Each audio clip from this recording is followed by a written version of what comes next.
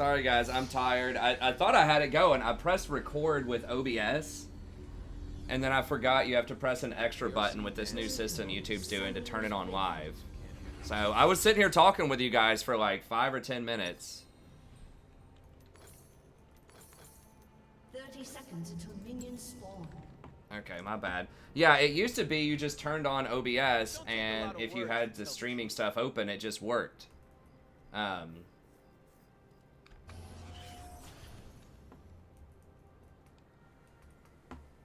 But, no. I think all I said was, like, why are y'all talking about Spanish, like, sub rates? Because it didn't seem like anyone was speaking in Spanish or talking about Spanish. I think that was it. And I just gave a shout out to everybody. I just said, hey, you know, everyone that was in there, Mango, Milan, Forana, Nagarake. It's scrolled down now and I can't scroll up, but I just gave a shout out to everybody that was in the room. After this, how about we get some human food? A nice dinner? Okay. So I thought I'd turn it on. So apparently you have to say, like, ready, and then it makes the waiting room, basically. And then you have to start your streaming platform. And then after that, you have to say ready again. And then it actually, like, makes it live. You love me because I'm beautiful? Hey, what's up, Mike? We've been alright. I mean, our ELO's certainly been better. So cruel. But overall, we're having a good time.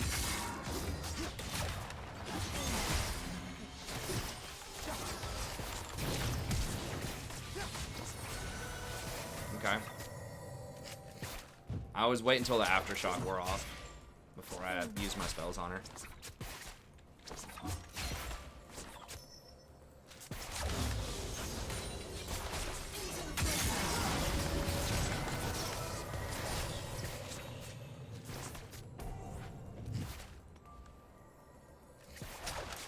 Okay. I should not have been up that far. I lost track of their melee count.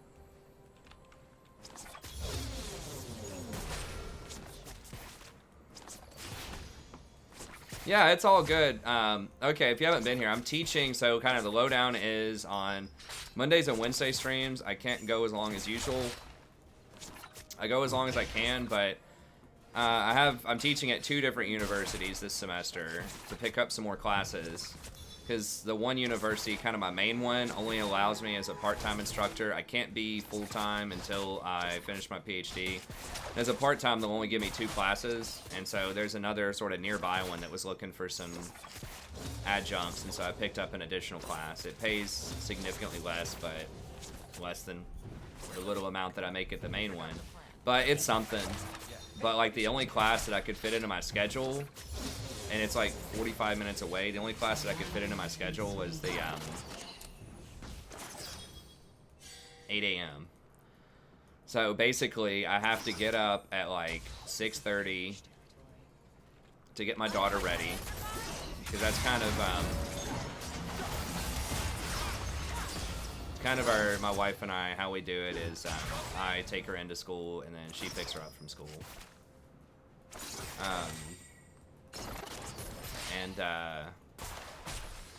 So I have to get up at 6:30. It's on the way, at least. It's like in the same direction. And then I have to get her to school by like 7:15. And then drive out, do the 8 o'clock class, drive back over to this part of town, teach 2 more classes at the main university until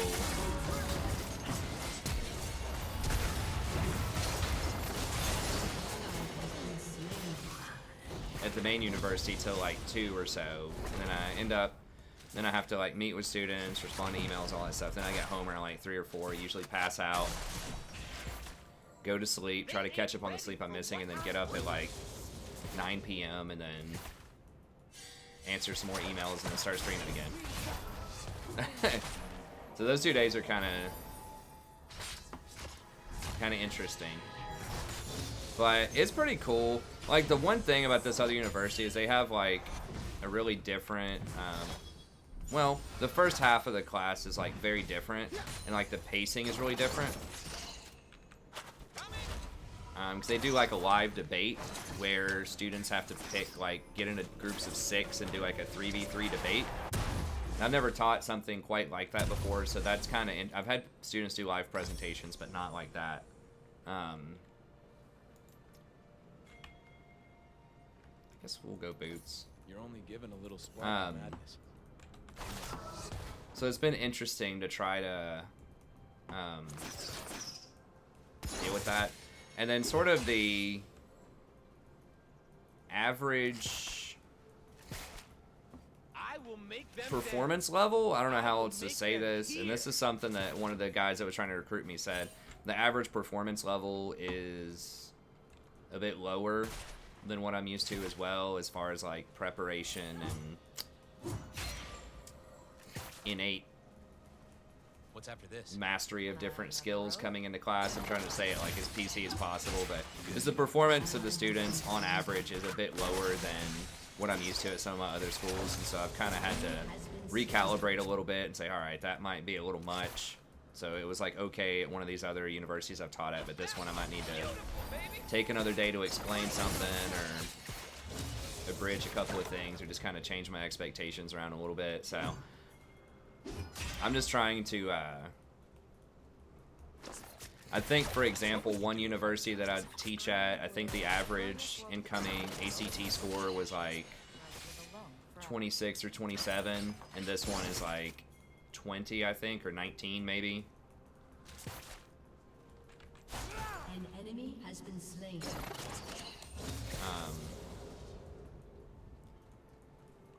And just the way the department runs is a bit, it's just a bit different. So I just had to like get used to sort of what's up. But it's coming in, and then once we get to the second half of the semester, that's going to be a lot more familiar to me. It's just kind of your more standard research essay that I'm teaching. So anyways, so it's taken a lot of extra time. You know, like my sleep schedule's been kind of off. So I haven't had an 8 a.m. class since like 2013 or something. Not since I've had the channel. You remember the Afe waterfall? Yeah. Although last year, on Mondays and Wednesdays, I streamed until about, now that I think about it, last fall, I streamed until about the same time because I had to drive down for a 5-hour commute. So I would stream until like...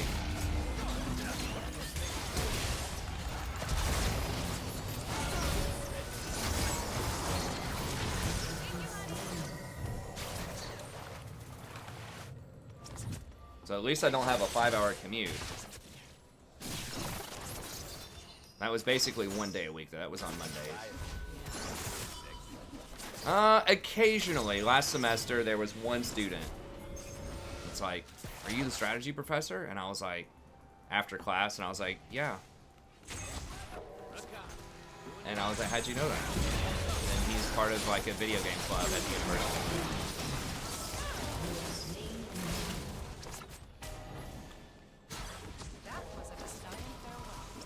And then I've had a student who just randomly started playing League, like maybe a semester or a year after I'd had him in class, and he swung by.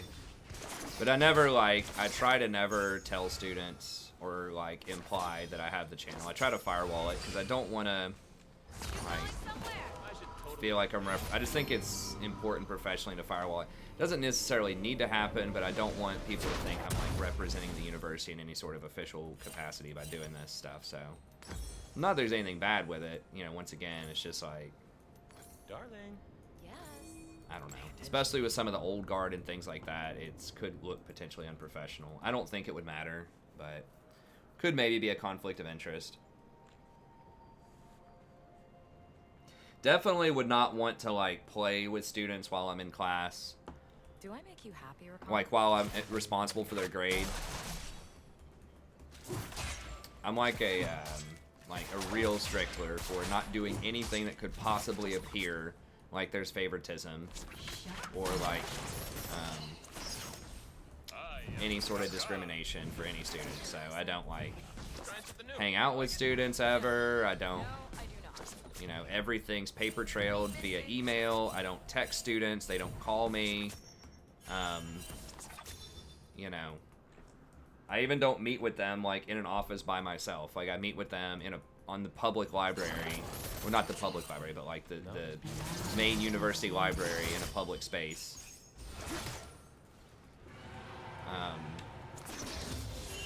And it was really important that I did that because of an incident last fall where I had, Surprises. I don't want to go too far into it, but it was definitely really important that I had a huge paper trail of everything that was going on with some false accusations and allegations from a disgruntled student. So you just got to watch it.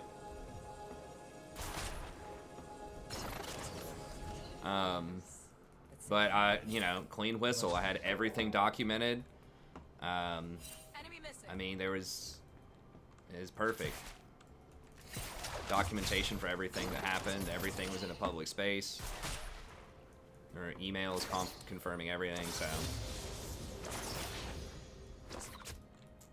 fortunately, like the people that I was dealing with regarding that were really nice and understanding, and they commended me for such great documentation and like protocol for how I interact with students. Why did I give up on Ingenious Hunter? The meta changed. So, I mean, the big thing with Ingenious Hunter back in the day was Zombie Ward. How could they not be? You'd get your sweeper up much more often, which means you got to kill wards, which gave you more ward like coverage with Zombie Ward.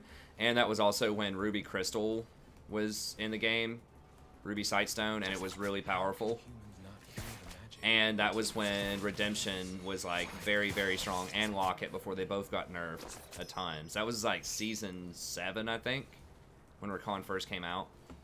So yeah, I mean, just a lot of stuff changed about it. I still like Ingenious Hunter, but you know, Redemption's no longer a rush item.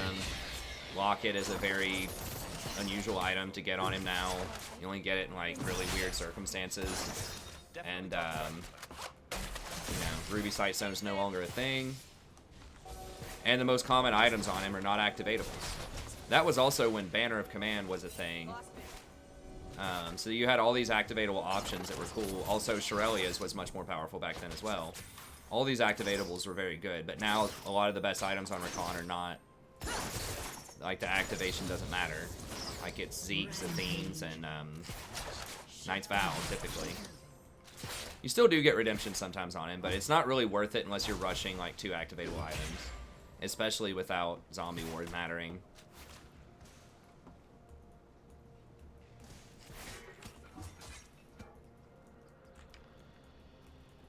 How do you like me today?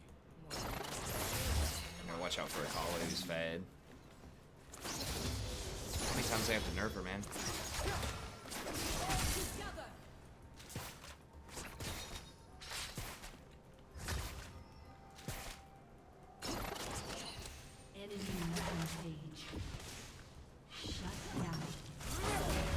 Bro, she just got nerfed ultra hard. Turret plating will fall soon. So yeah, and I mean, I recommend that for all professionals out there, whether you're a teacher or anything, especially where you have subordinates. Like, you need to have a paper trail for everything, and you need to just assume that it's all going to be public knowledge and could be used against you someday.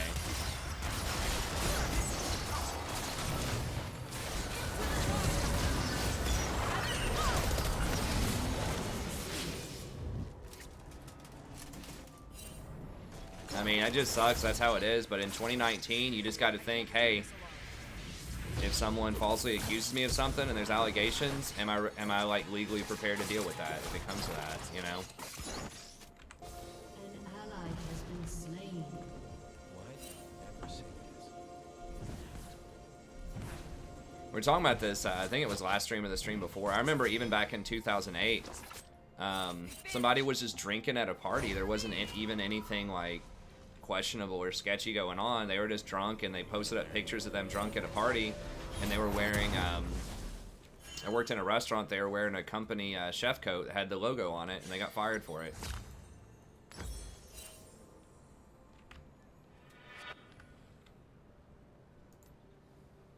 I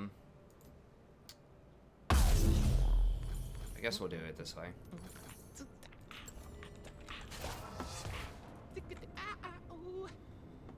No, it's not. No, it's not, because you're not going to rush those items. It's, hey, thanks, Stefan. Because like like it needs to be a rush item if you're gonna use it. It needs to be something that you're reliably gonna get. They're gone. You know, like your first item is almost always gonna be Zeke's or Athene's. You know I love you. What we have is greater than And you don't have the benefit of zombie ward anymore, so it's like it's really not worth. You're giving up too much else to try to get it. I want to feel Like, is it cool? Yeah, but Relentless Hunter, if I was going in that tree, I'd get Relentless Hunter because the out-of-combat movement speed's actually really good, but I don't know where Nocturne is.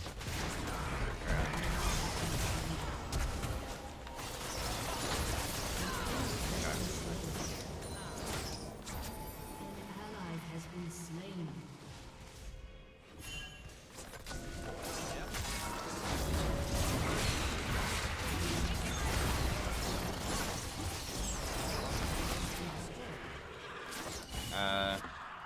Shut down.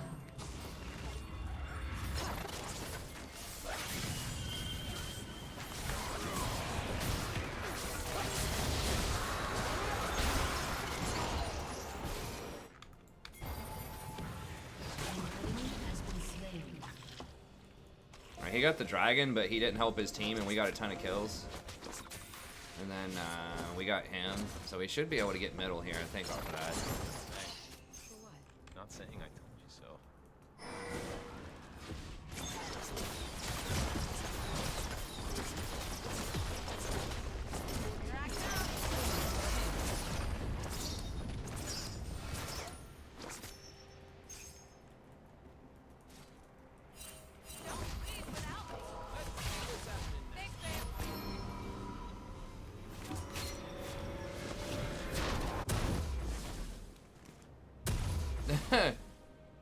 Taco Johnson. Yeah, that's that would definitely get you fired in a lot of circles. I guess I'll just go with Thenes here. it's all filthy Just more and consistent than dangerous. Redemption when you're running And that's around why I love it. skirmishing.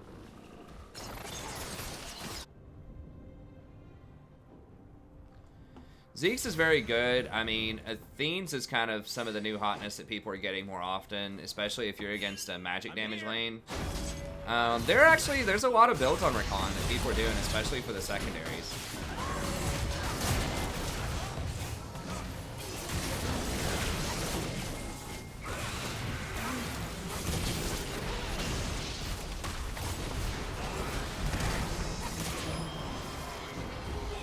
What was that heal?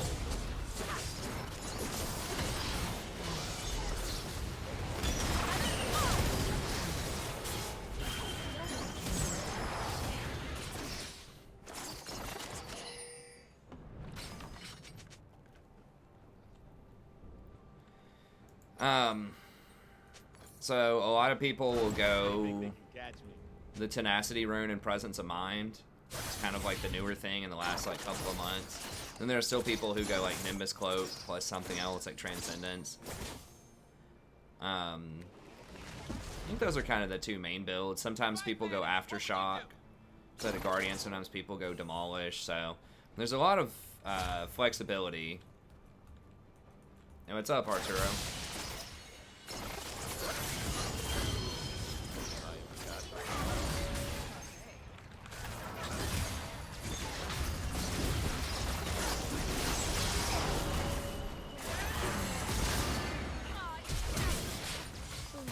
Oh my god, I guess I should have ignited. I thought we had her dead.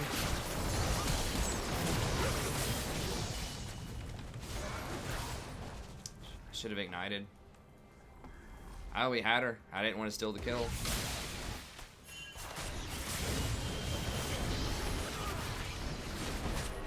There's wild it's just a fury human can see.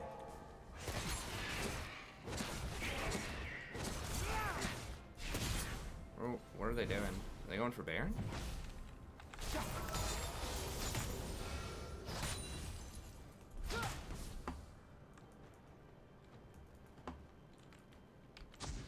I need to know when the action Y'all just backed off mysteriously without like trying to get anything after that? What?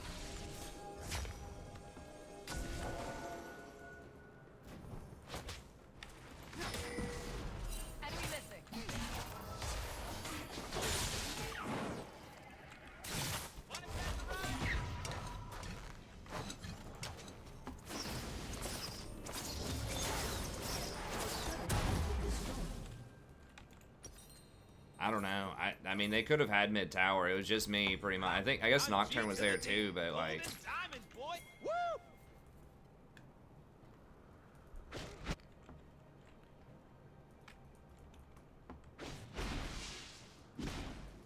Well, I mean, winning is fun, but I don't know. I just play every game. Just do the best that I can. An ally has been slain. I know you need help, Jax, but they need help too. An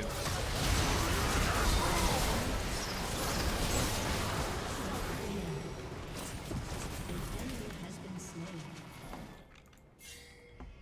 Were they trying? Probably. But there are still us.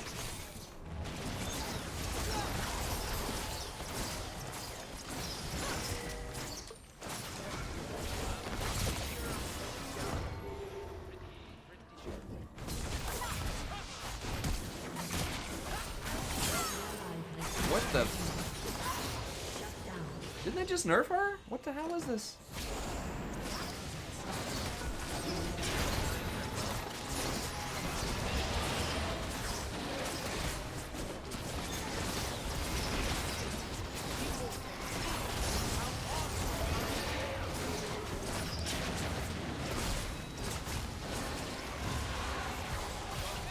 Thank you, honey. Wrong way, bruh. Well, they're gonna get Infernal probably as a trade. I thought it was just gonna completely take her out of the meta. Like, no one can play Akali again. I mean, that's what everyone else was saying. I thought so too. I'm like, 60, it was like 40 or 60 damage or something off her level 1. And then it was like 40 more seconds off of her ultimate at level 6. It doesn't stun anymore. Like, doesn't have the little micro stun to it.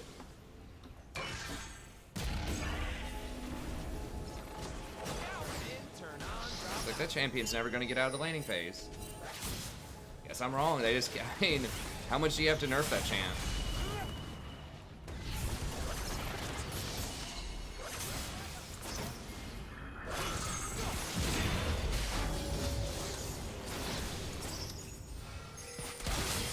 Thanks, babe. You forgot. Oh, yeah, Jax is 1 and 9. I just realized that. Yeah, so he's not gonna be able to split versus her. When you open your eyes, you see everything.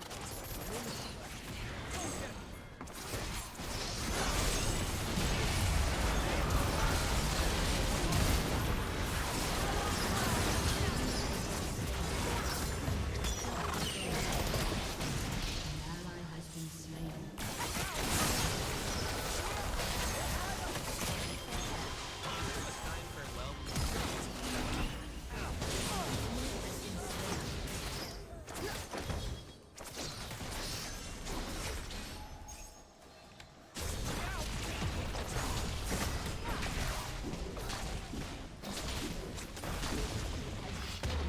I've been on the edge.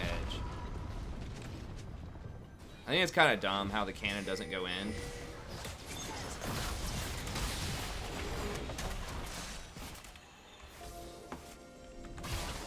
Thank you, honey.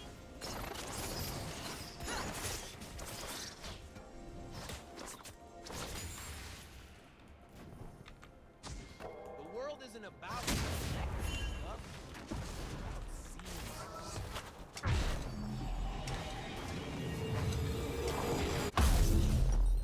That was a nice engage.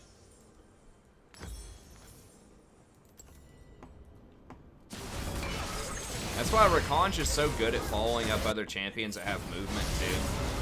He's not only good on like by himself, but he just has so many good synergies with a lot of other champions out there too. The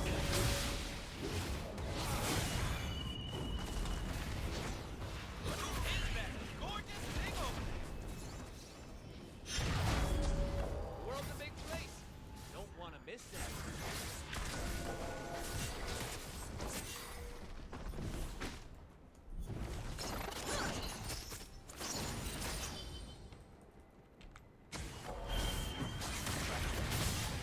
What's after this?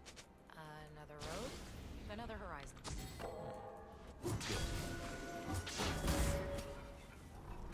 just goofing around until Echo comes back up.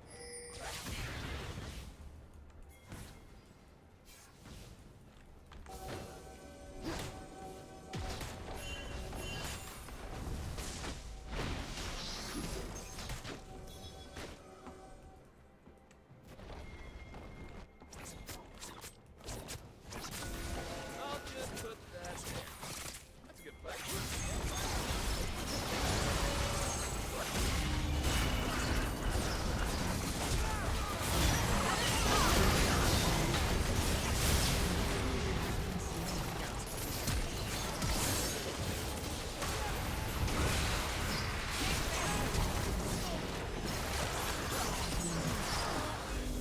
Double kill.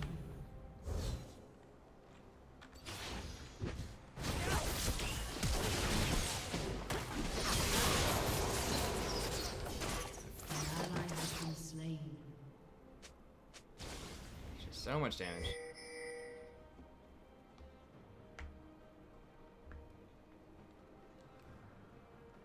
Is there a reason that I hear a lot of people call him weaker and higher elo? Because they're smoking crack. Like, I mean, I don't know. They're just incompetent. If you think that Rakan is weak and high elo, I mean, I don't know what to say. Like, I understand why some people say that he's weak in like low elo.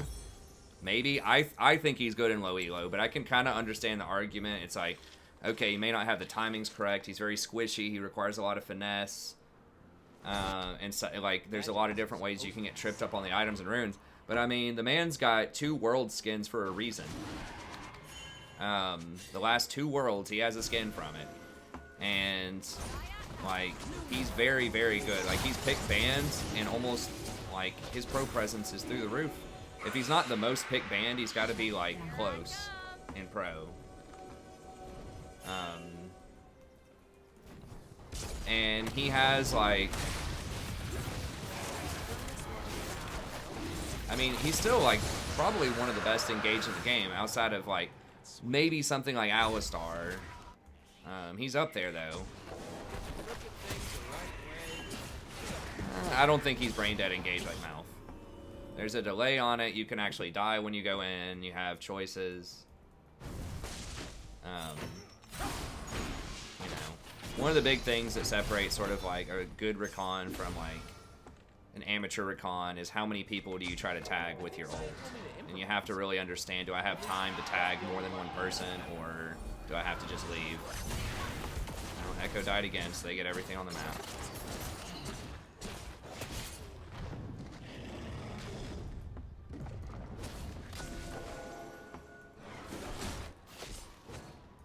If it don't get out of control, it ain't a party. He is. I mean, a lot of like the playoffs, I watched the EU boat, like I watched the EU What are those things?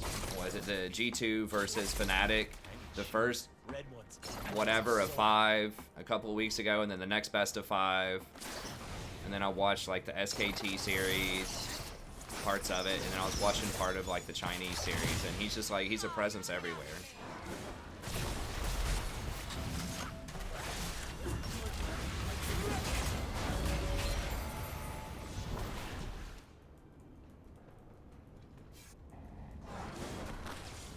Well, you just got to keep playing and just try to like help your team out more.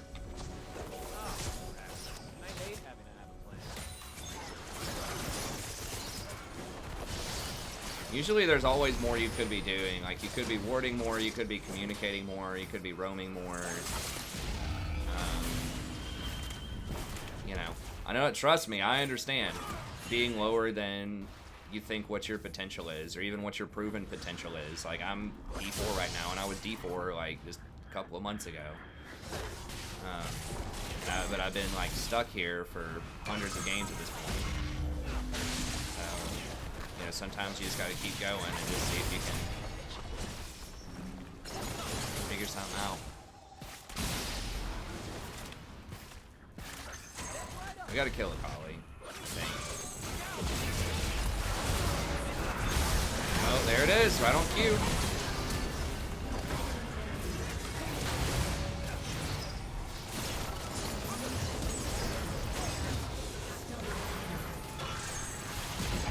everybody. Caitlyn's still alive.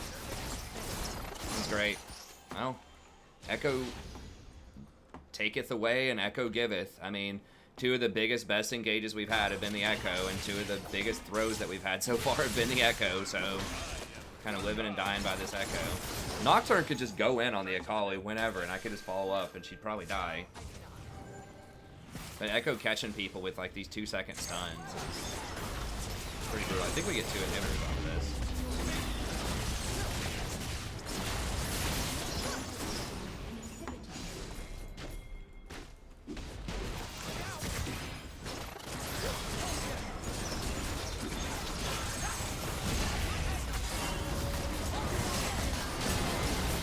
It's looking bad.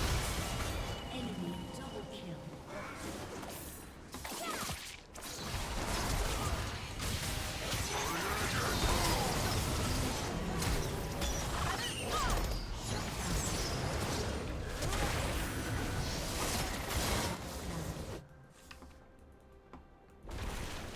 I don't know why we started attacking the tower without, like, wards. We did. Seen that far over there?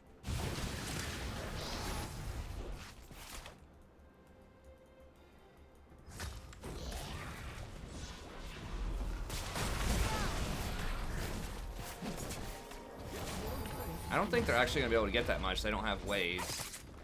They have a wave here now, but we've just about got Jax and Echo. Jax is sort of coming alive.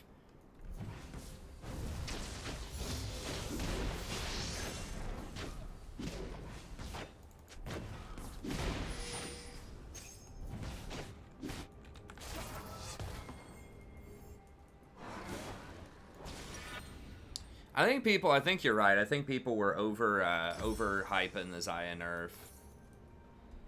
Like, the 3 armor's kind of whatever, like, I dance because it's I'm not free. gonna matter that much. Step right up.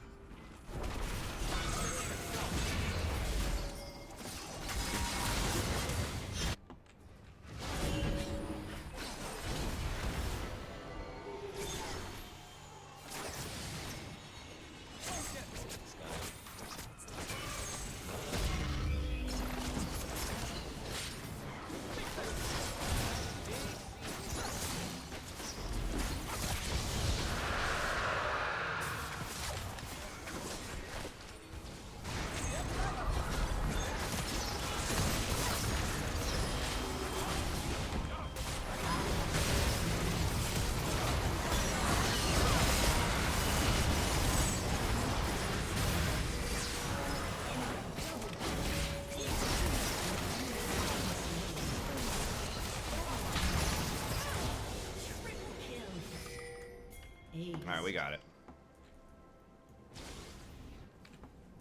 Die and farewell. Isn't it a Stein?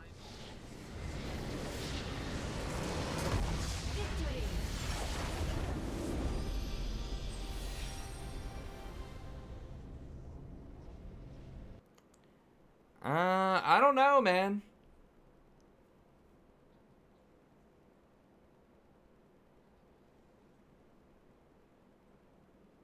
Nah, I don't think the nerf to armor matters as much as the cooldown on the ult. Like, that's actually a pretty big deal. Was it 20 seconds on her ult? Because she really needs that for safety. But I mean, she was the best AD carry for pro. I'm pretty sure, even without Rakan recently, so.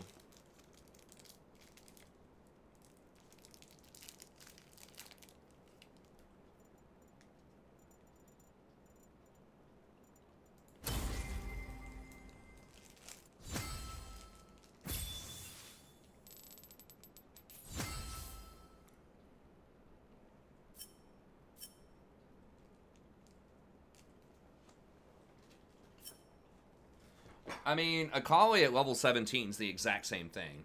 I'm pretty sure. Like, the nerfs were just to her early game damage and her early game cooldowns.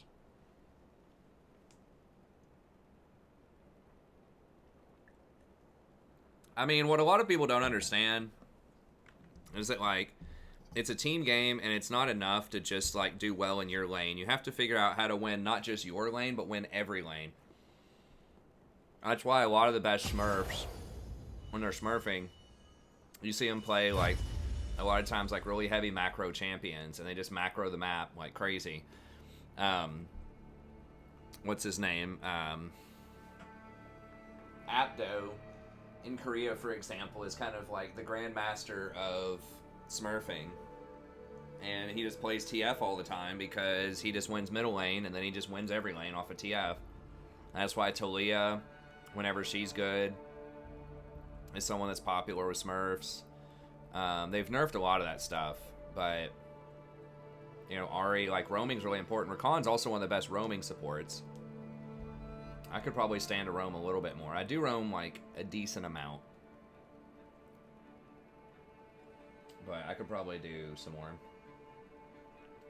I just feel like in a lot of lanes, I'm able to actually make plays with my ult in my own lane and get kills. And so it just doesn't feel like, as long as you're getting a kill with your ult, it doesn't feel like you need to roam. But like, if I'm losing lane more, I should look to roam.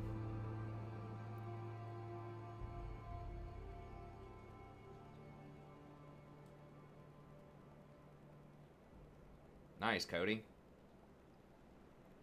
Oh, what did...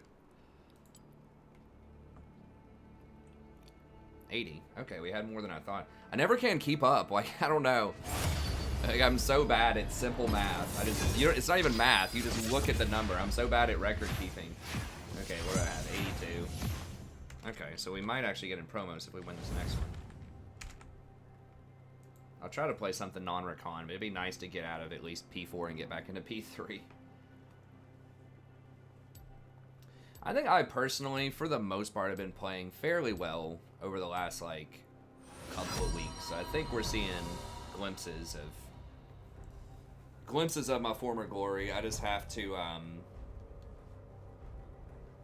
just gotta focus back up. I mean, of course, like, you can always benefit a little bit from coaching, but I think the question is it worth my, like, money right now to do coaching? I would say probably not, just because, like, I'm not at my peak. Like, I feel like someone really shouldn't get coaching. It's not always true, but I feel like you need to be, like, near what your current, like, ceiling is to get coaching, you know? If you are, like, I don't know, I guess that's not always true. If you go on a big loss streak, maybe you could get some coaching, but I feel like the main stuff that holds me back from coaching is just, like, stuff that like, I know better, you know, like, I know it. So I don't think that, I mean, people asked me about this yesterday. Like, I feel like it's a concentration thing more than anything else. Like, I just need to focus and just, like, record keeping stuff, like, just keep track of flashes, keep track of, you know, that type of stuff. They have Nami. I'll do one more Rakan, and we'll see if we can get back into this promo here. Let's dance. It is, but I feel like what's keeping me in the rut is not, like, that I don't know what to do, but that I'm not executing properly. That I'm just, like, getting baited into stuff. Like, if I was to sit there and watch my own replays, which I do, I watch, like, some of the replays on the stream when I'm putting the timestamps in, I think I could spot most of, like, what's going on there. But there's a big difference between, like, actually being able to spot it and actually being able to do it, like, in a game. But I think coaching helps you spot it. So it's like, would coaching help? Could I spot even more if I had, like, a high-level coach? Yeah, I could probably spot even more, but I think that, like, right now I have enough, like, stuff to work on. Like, I kind of feel like I know, like, what I need to be doing. I just need to do it better.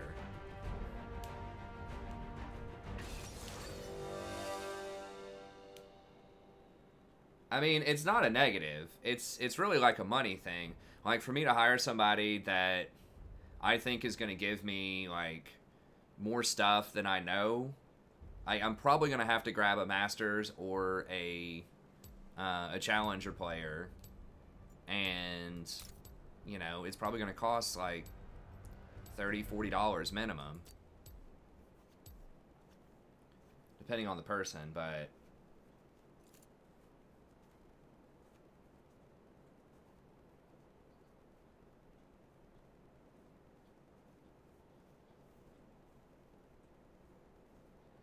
That too, Brittany, is where like, but I mean at the same time, I played mostly Recon throughout like all of August. In August, I probably played like 200 Recon games or something. So I did do basically the one trick route. But I do that sometimes though, and it adds up. It does. I take donation games. I play off meta stuff sometimes. I play different champions, and my win rate is way, way lower. So it's like, yeah, over a large volume of games, like, is it going to move my overall win percentage that much with that stuff? Probably not. But when you have as many games as I do, like, if I had just played, like, 15 more Recon games or 20 more Recon games that I won instead of X random champion or champion I don't have a lot of practice on, that'd be 3 divisions. Potentially. Welcome to Summoner's But it's not all that. A lot of it's focus as well. But I do like to play things, different stuff as well. Because I know viewers like to see different things too. I mean, the thing is, like, I feel like if you're trying to be a good streamer, if you're trying to be a good content creator, it can't just be all about you. Sometimes you got to do stuff that, is not going to put you in the best place to win. I think. Now, not everyone will agree with that. But I think I talk to, I think I talk to the stream more than almost anybody. It's almost impossible to talk more than me. Because I think that I'm talking like 90% of the time on the stream. Unless I'm like really focused up on like a team fight or something. So that's definitely part of it. Another part is I just don't record keep enough. Like, I don't track timer. I mean, I do kind of track timers, but I don't like do stuff with it as much as I could. I don't track the jungler as well as I could. I get baited into stupid fights more than I should. Yeah, I mean, I think that, like, if I'm just like sitting there watching it, I could find out all this stuff. But it's just the execution. Hey, Mike. So, Viewers Night has been revamped because we had really low attendance on it. What we're doing now is we're doing, like, it's still on Sundays, but we're just doing one game per viewer. Just to make, and just, like, so everybody can get one game. But what was happening, like, the last couple of months, we're having the same, like, maybe 5 to 7 people show up, and we were playing, like, 6 games an entire Viewers Night, and people were playing, like, 4 or 5 games out of that, which is cool and everything. But the problem historically with Viewers Night has always been that it's not very popular as far as, like, people that are not paying subscribers, right, or members. So it's kind of been worth, if we have a ton of people that are paying members, I'm like, okay, well, it's a night where everybody just come out and have fun. But, like, I feel like, one game is pretty sufficient where people could kind of get their vibe, get their value. That'd be 4 games a month for $5 with the content creator. I think that's pretty good. That's a pretty good perk. That just virtually no other content creator does that on stream as consistently as I do it.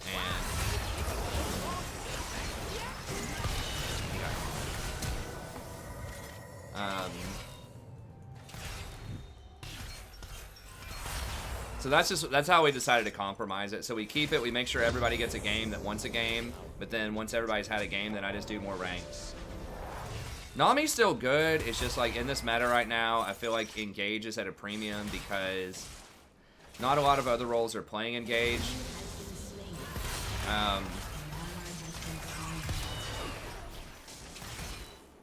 And there's a lot of dives. Like, in so many games, you'll have 3 or 4 people bottom. It's a super roam-heavy, can't bottom meta, and just Nami can have a harder time with that. She's very squishy. She's fairly immobile. So she's still really good. I still break her out sometimes. I like to play her with Lucian if they picked her first. But she just doesn't have as much Engage. Well, it's not just that, Spring. There's a lot of reasons to it. I mean, people just like stuff that's higher quality games that are competitive. And I know some of our games are pretty troll and like not necessarily the highest of quality. The ranked games we get platinum sometimes, but people just like stakes. They like to think, oh, you know, is he gonna climb? Is he gonna get in the series? That type of stuff.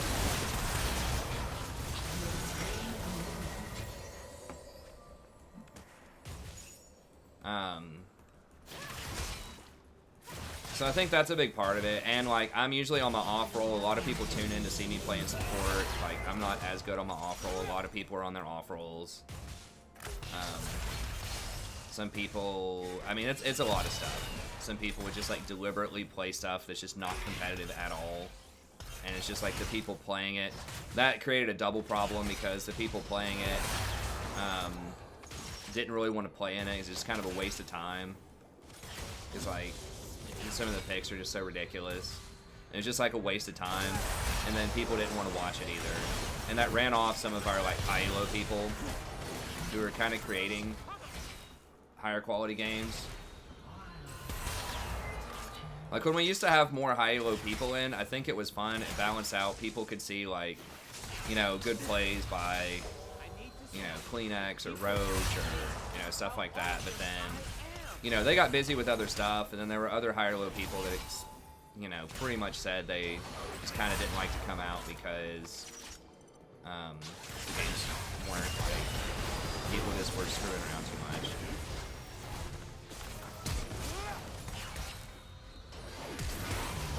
Oh my gosh.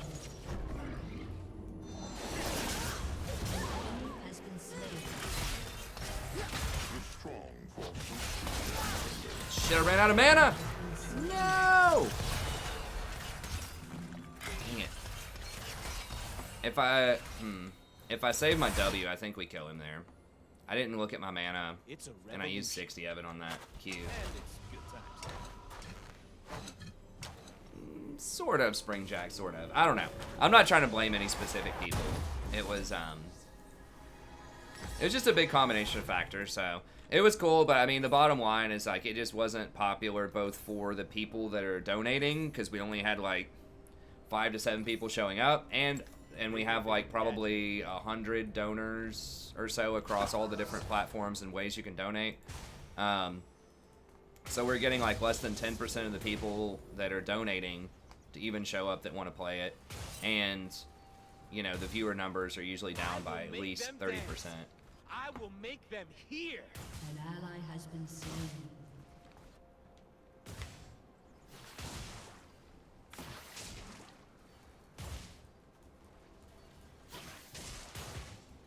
Yeah, I mean, I think I kind of got the idea for a sub night from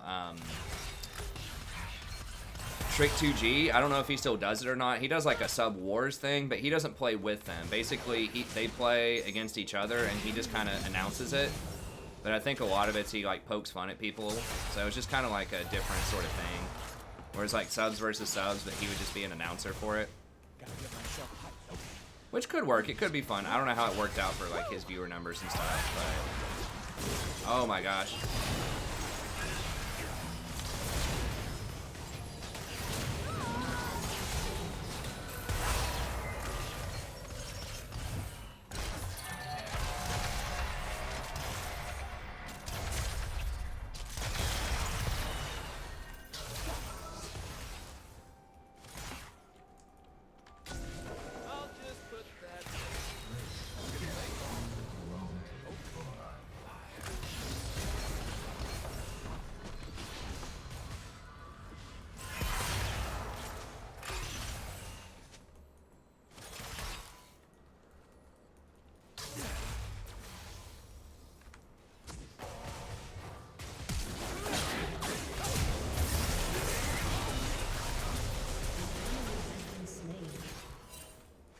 I thought I saw something step into that bush.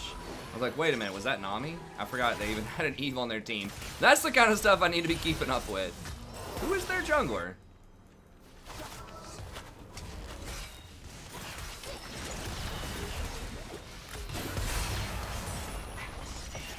But yeah, so I never watched one of his streams where he actually did it. I would just I don't remember how I came across that. I was just looking up just like ideas for like ways to give value to subs, and I came across that, and I was like, huh, that looks kind of cool. Hey, what's up, Mike? Yep, still playing Total War Warhammer 2. A new DLC just came out today, and I'm recording episodes for it that I'll release tomorrow. So if you're interested in that, you can check it out. It's a pretty challenging, different kind of campaign. It's cool. It's like humans in the jungle, Lestria. That Eve is mad. Yeah, probably. What? Enemy killing spree. Teemo's destroying on Warden's Mail Rush? Hello? For us, it is war. Okay, well he's gonna be like 100% worthless later. He's just building strictly for lane. He's rushing Randuin's Omen on Teemo. Platinum, by the way. I mean, it's good for not taking damage from GP. I'm doing the Huntmaster guy. I wasn't gonna do that. I was gonna do just like a Balthazar Gelt campaign or something because I thought the changes to Old World looked really cool. But then I got to looking and I was like, hey, this actually is kind of cool.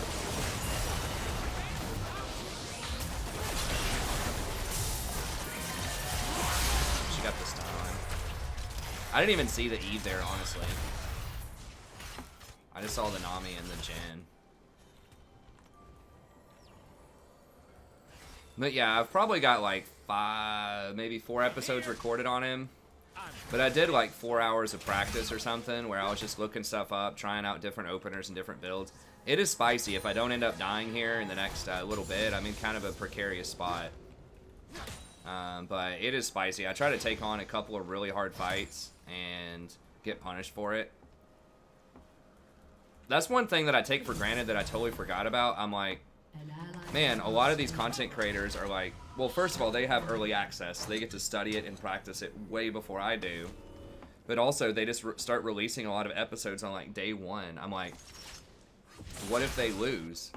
Like, what if they release an episode on, you know, on the before they pre-record? Because I pre-record usually like until I feel comfortable that I'm probably not going to lose the campaign. So I'll pre-record like 5 or 10 episodes because I don't want people to get like 3 episodes deep and then I lose.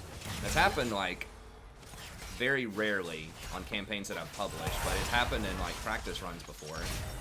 And I was like, how do they do that? And I was like, oh, I'm the only one that plays it on Legendary. It's like a major content creator. Because on Legendary you can't save. Like, just whatever happens is what happens. But like these other people that play it on lower difficulties, they can just save scum. They can just save it all the time. And then if they get in trouble or die, no problem. Just load up a different save. Keep going. And then they have like editing and things like that too, so they can just kind of edit around it.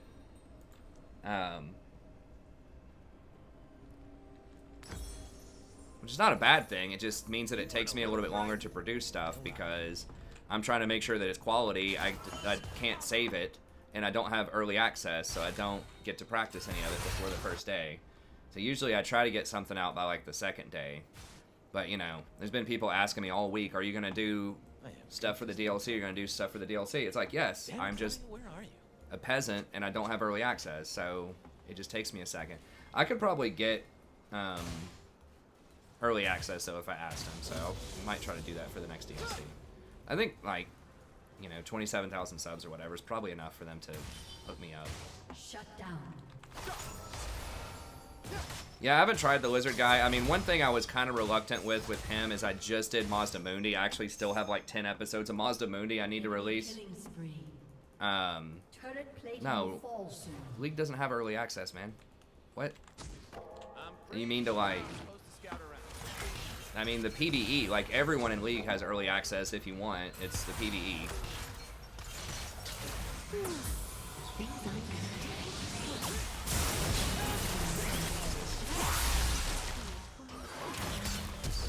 I should have just flashed. If I would have flash ulted her, I think I could have killed her. I was thinking I could W her, but she charmed me mid W. An enemy has been slain. If I did Nakai, I might do him on Mortal Empires, but I just did Lizardmen. I think that doing the like Mortal Empires, Empire. Looks kind of cool.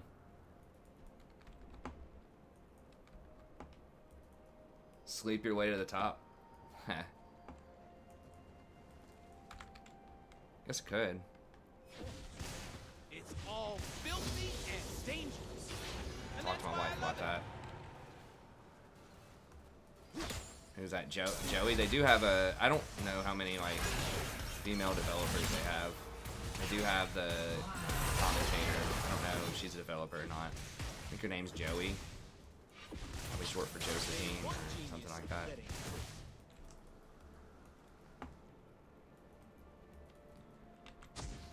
Vision. First step towards Why'd they have to buff Eve, man? Eve was just fine. Like, here's what I don't understand. They buff Caitlyn by, like, 2 AD. They buff Jen by 2 AD. And then they give Eve, like, an extra, like, 40% on her execute and 30 more AP ratio. Or something. It was something crazy like that. And did you see that, like, their reasoning on the patch notes? We want to make sure that Eve can still execute tanks. No. She should not be able to execute Sejuani or Ornn. Or that's the whole point of a tank. Is it's supposed to be good against assassins. It should feel like, wow, it's really difficult to beat this tank because I'm an assassin. Maybe I need to pick a different target. Like, the whole point of an assassin that's supposed to make them balanced is you have to have very precise target selection. You can't just kill anybody. You have to kill a certain limitation of people.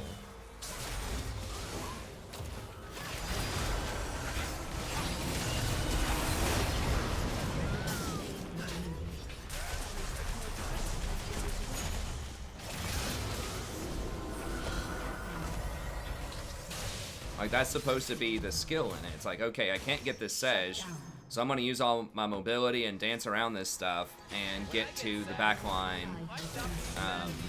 You know, Caitlyn, kill her, and then I'm going to get out before I die. Like, that's supposed to be what's good, not just like, or like, what's a fairly balanced assassin, not just like, oh, there's a champion in front of me, alright, I'm just going to roll my hand across the keyboard and they're dead.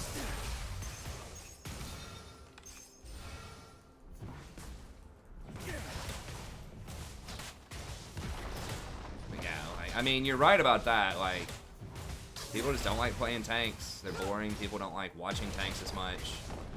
Like, large swaths of people. Obviously, there are exceptions. The tanks are so important for, like, a good ecosystem.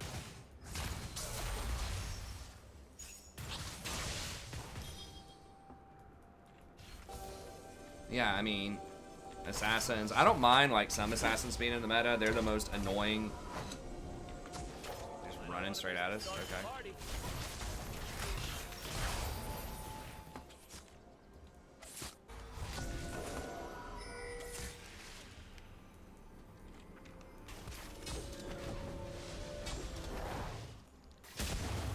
Humans made promises more than I can remember. I guess I was back.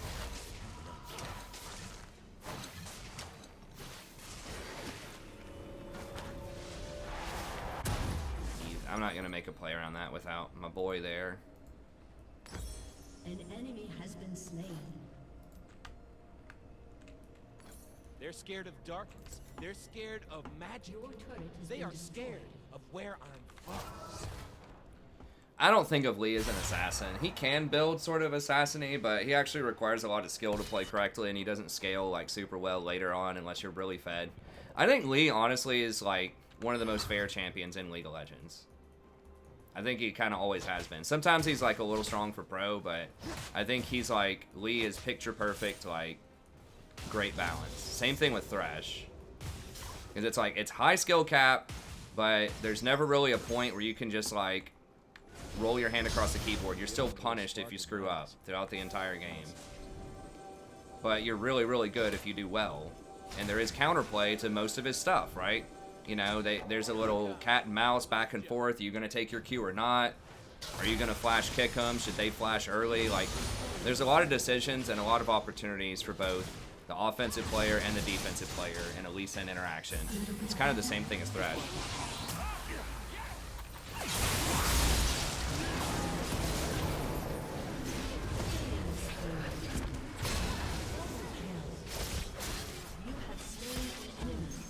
think he's the best designed. Well, I don't know about best designed. There's a lot of cool champions out there, but I think he's the most balanced for sure.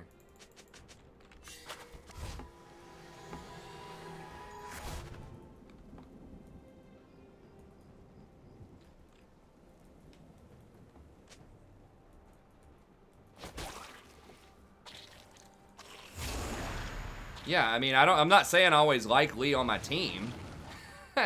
In a lot of times, because he is really hard to play. I'm just saying that, like, really, GP? You don't need that to do that, bro. It's a freaking Randuin's Teemo. Like, we got it, man. You don't need to use a 3-minute cooldown on that. I mean, I appreciate that, but come on, bro. We need that when the Eve's around.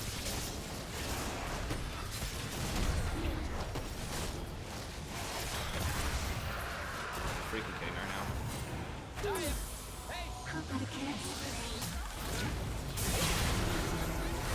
She's still almost killed me.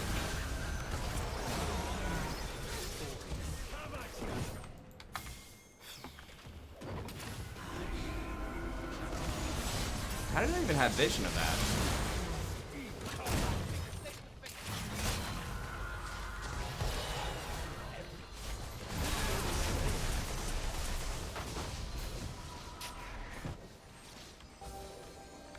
I'm getting sick of these spooks, dude.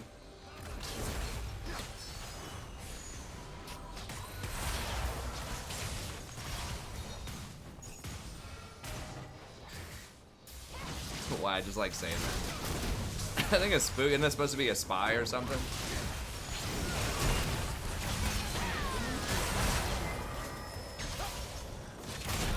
Has been slain. I dig seeing stuff. Optimus Prime. Nice.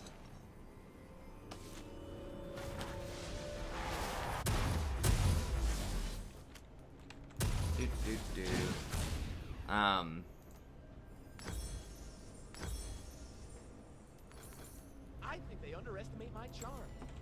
How is that even possible? Thresh is Thresh is great balance as well. Thresh and Lee, it's the same kind of thing where there's a lot they can do. There's a lot of skill expression. You're never fully just like OP. You always have to work for it. And there's lots of like interesting things both you can do and your opponents can do to interact with you. I think that's the key. It's not just like, what do you do that's fun, but is there counterplay?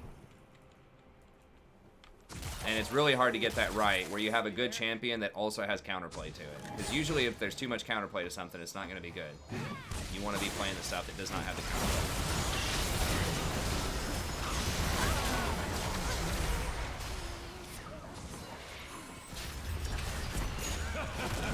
There you go, that's a good use.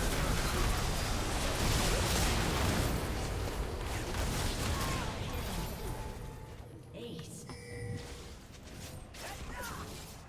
There we go. We spooking him. Woo! Get scared.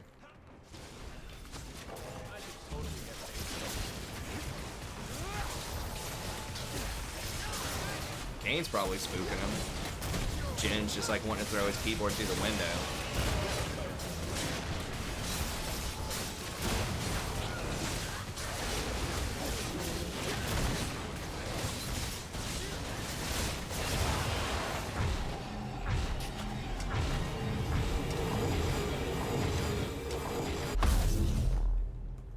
Yeah, I mean the hitbox is a little weird on Thresh, but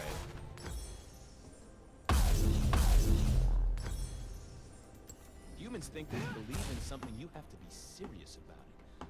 That's their problem. he just doesn't synergize with a lot of tank support items. Like, Knight's Vow is still like okay. Like Zeke's is okay. You know. But he just doesn't do like super well with those things. He has a long cooldown ult. You don't really use it to engage. And he's considered ranged, so like he can't really get full value out of Relic Shield, or Relic Shield's like probably the best tank item. Cause I die for. That's who I am. but he just can't really like get maximum use out of those.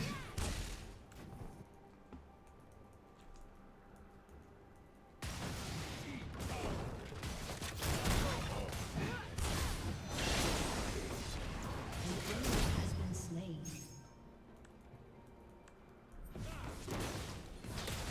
Kane, on the other hand, is degenerate. Like, when he's really strong, he's like, you just roll your hand across the keyboard and they're dead. I don't think he's OP, he's just like extreme. Blue Kane. But, I mean, he's really good in a meta where nobody plays tanks. I mean, unless you count that Teemo with Randuin's Rush.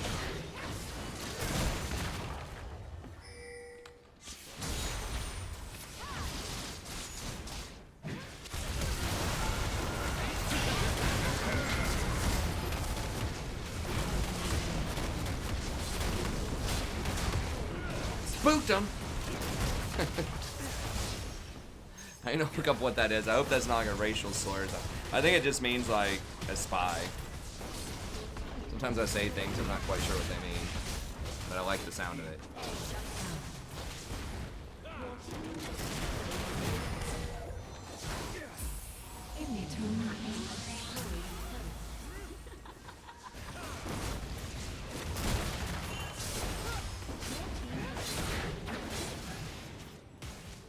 Serrated Dirk's actually, you probably don't mean Serrated Dirk.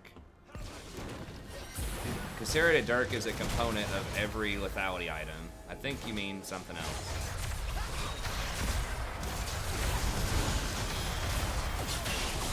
Oh, Jesus.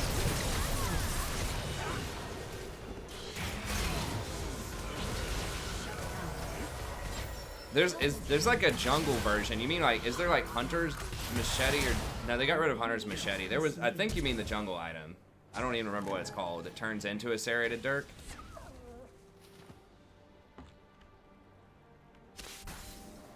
Spook is slang for spy. Okay.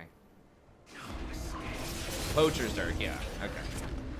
I don't know. I mean, I guess they were wanting it to be like a snowball-y, like risky tempo play early item.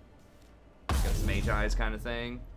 Or it's supposed to be, isn't it for counter jungling? Like if you steal the enemy's camps? I don't even know. I'm just trying to live the moment. Yeah, I think they got rid of Poacher's Dirk, actually. I think that was a while ago. But Ohmwrecker, I don't know. It's just a troll item. It just... They just got better stuff to do than fix that item. I mean, basically right now, it's like, if it ain't a problem, they're not going to try to fix it. Unless it's like reworking a popular champ.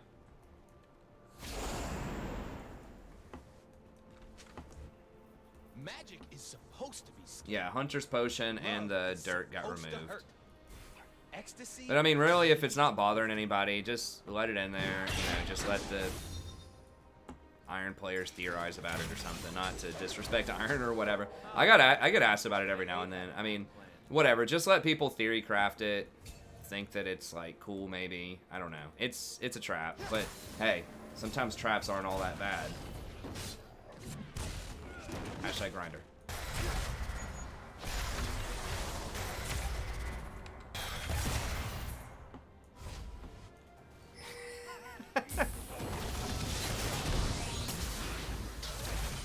Oh god.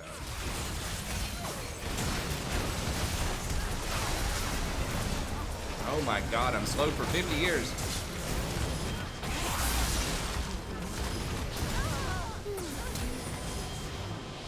Alright, I think we win anyway, though. Alright. Maybe.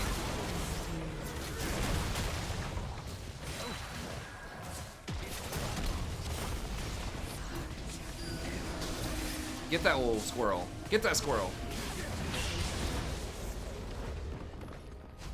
Your team has destroyed a turret. Please. I really don't think P4 is my true level, James. I'm not staying P4. I've been P4 for, like, I was literally P3, like, 4 days ago. Like, this is actually literally the lowest, like, that I've been. Like, all season.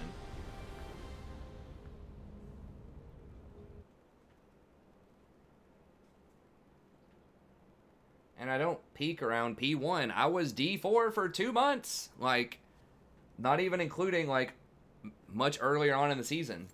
Like, that is my literal peak, is D4, because that is the top of my elo range that I've been. That's what a peak is. It's the very top. And if you were to average out the entire season, where I've been the entire season, it's probably something like P2. But I don't think that's necessarily like what my normalized range is or what my peak is. That's just where I've been probably the most. No, because he says this all the time. He says it like every 3 days or something. But I think Prof's peaked out at P4. I think he's going to demote into gold. He just likes to trigger me.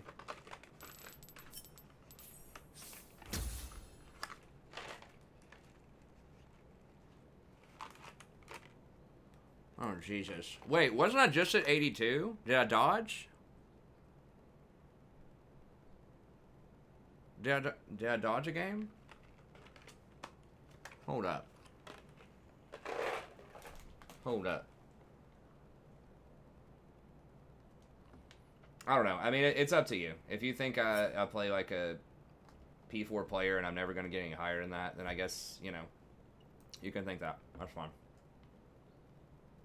I'm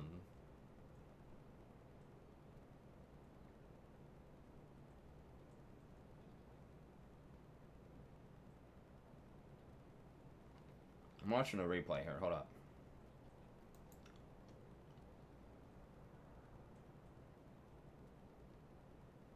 What was right before this game? Okay.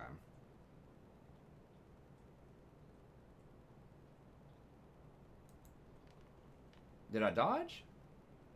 I don't think I dodged, right?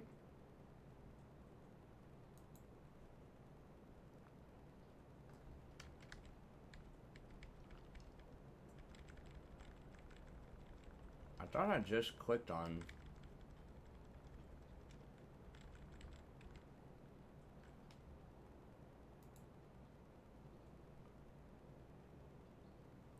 Okay, I was 80. Okay. Okay.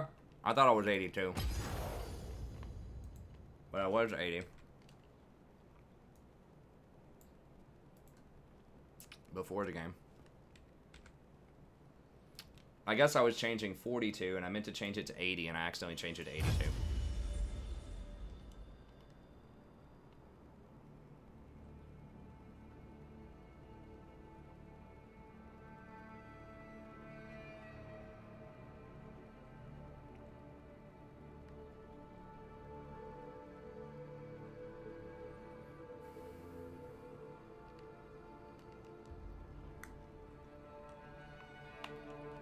I mean, I'm currently in P4, and it's like, in theory, I'm in P4 because I'm playing like a P4 player right now, but I don't think that's like my true potential or where I would normally be. I mean, that's like, if you're an NBA basketball player, and, you know, all season you've averaged 85% shooting free throws, one night where you just miss a How about a pike guide when you get the time? Hey, thanks, Nathan. All right, I will add that to the list. Hopefully, I should be able to do that maybe this weekend. Thanks so much.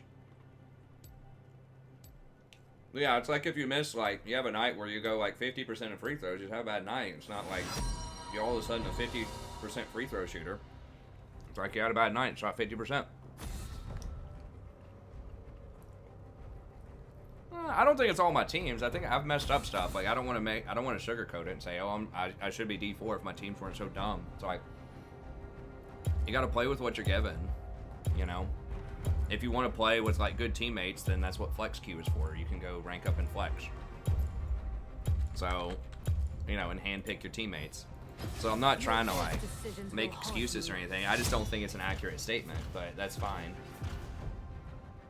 Hey, thanks, Hellasol. Yeah, I went back and looked, too. That was correct. I think what happened was I thought I was 42.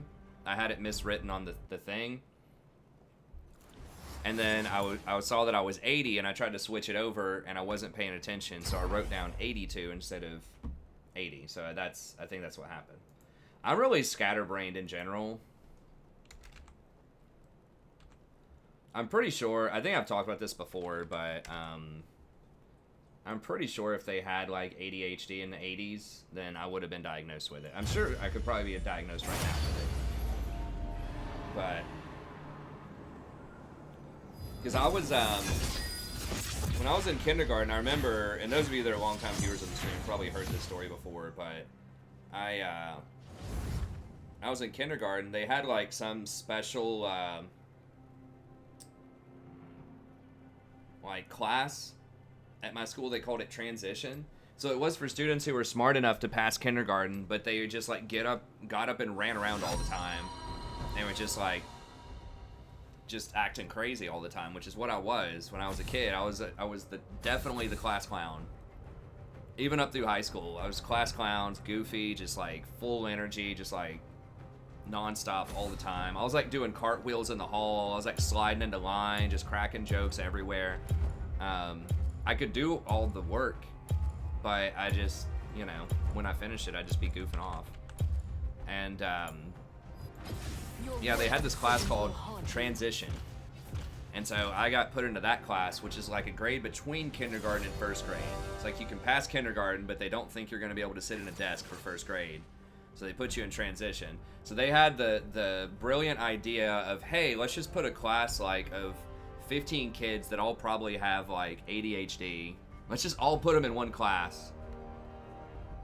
Let's see how that works out. It was actually fun. I met some lifelong friends in there, but yeah, it was like there were no desks and it was really unstructured. You just got to go around and do your thing.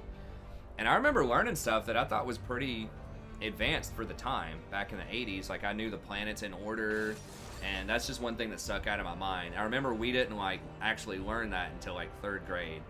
And so I was learning stuff. I think you know, by all accounts, I was a smart kid. I was just bouncing off the walls like full energy and wasn't paying attention. Yeah, I guess it would be like what pre-first is called. My school called it transition, but it was specifically for students that were like behavior problems, pretty much. Like I was a behavior problem, but not like, I was like your happy-go-lucky like clown behavior problem, not like your bully behavior problem. I need to do someone other than Recon, but I've been talking too much. I can't even think. I'll just pick a We'll play something else next time when we have a game to give in this year. I guess we have a game to give right now, but I'm having fun going down memory lane. Yeah,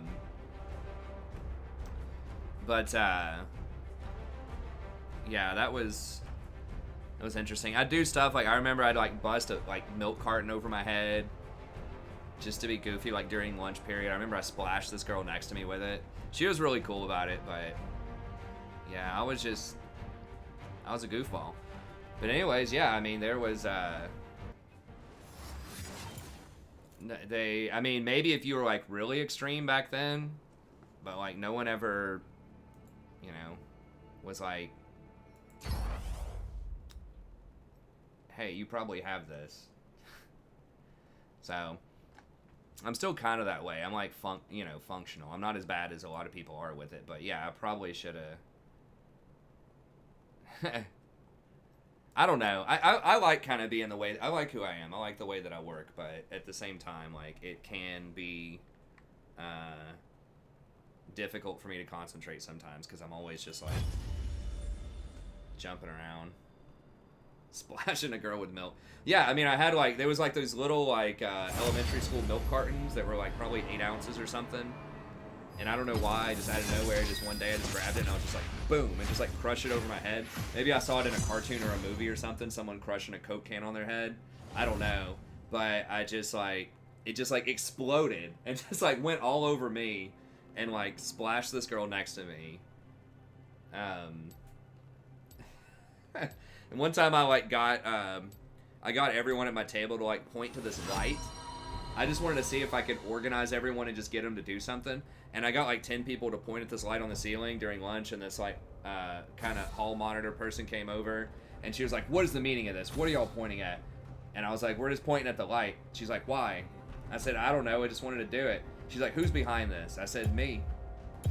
And then she was just like, all right, you're coming with me or whatever.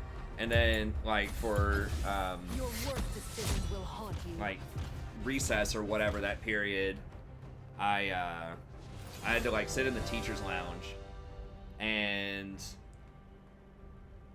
they, the teachers in there were just, like, they're, like, in there, like, eating sandwiches and, you know, talking about random stuff. They're like, why is this little kid in here? I was like, I think it was probably, like, 3rd grade or something. They're like, why is this little kid in here? And I was just like doing a ditto or something. I don't know. I was like, they told me I had to be in here instead of recess. And they're like, why? And I said I was pointing at a light. And they're like, what'd you really do? And I said, no, I was pointing at a light. I got people at a table to point at this light. And they're like, why'd they send you here? And I said, I don't know. Ask whatever her name was.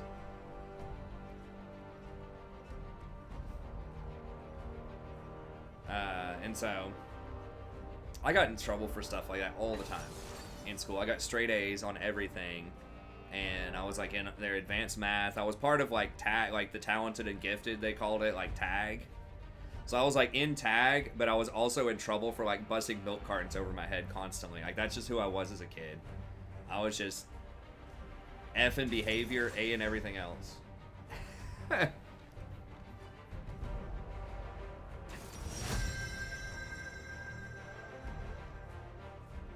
So it was hard for people to figure out like what to do with me because, I mean, looking back, I was probably kind of disruptive, but I was like a good, I don't know. I was like the comic relief for everything going on, but sometimes it'd be hard to focus. The music teacher absolutely hated me.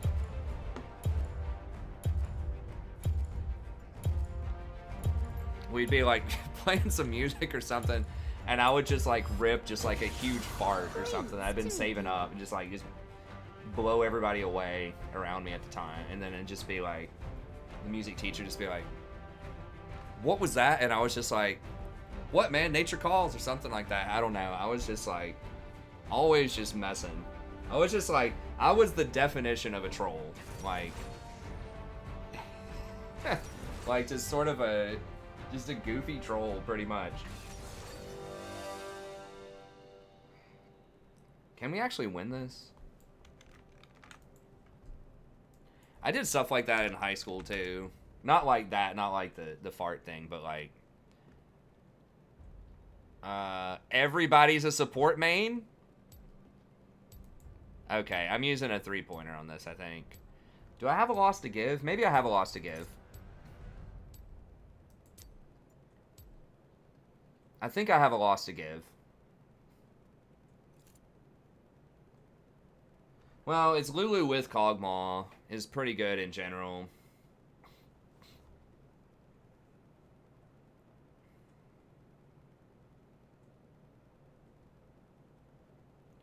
Yeah, I mean, I'm kind of glad that I didn't do it, but dude, I trolled so much in high school too, man. I wasn't like getting in trouble with the principal in high school as much, but I just remember like, God, this one was like really saucy. It wasn't like too bad, but it was in like calculus or calculus 2, and God, what was it? It was something like this. I said like you were supposed to move something, like I don't remember what the technical term was in math, but you had to like move some numbers over somewhere else or like transfer or do some kind of calculation.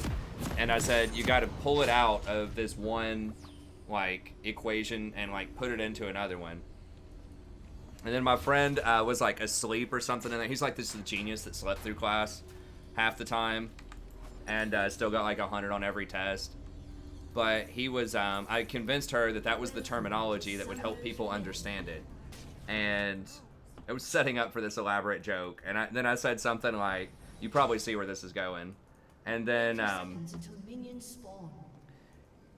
I said, hey, my buddy, I know his name, but I'm not going to say his name. I was like, hey, I think he's having a hard time with it or something. He was kind of asleep there. I was like, he doesn't get it or whatever.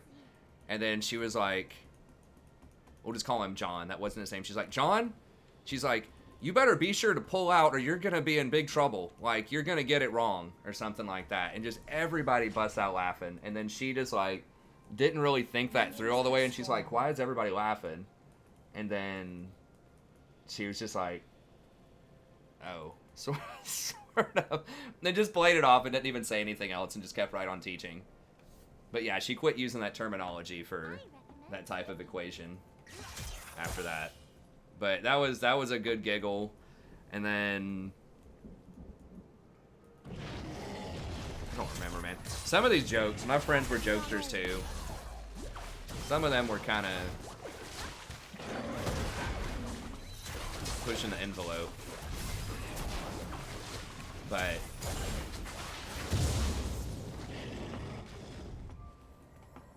another one, I just acted like we were at like a play or something. I was just acting like I was all like cracked out or something. I was like, just like sniffing and just like tweaking like before the play started. And then like some old guy's like, you need to get your friend out of here. He's obviously really high. Something like that.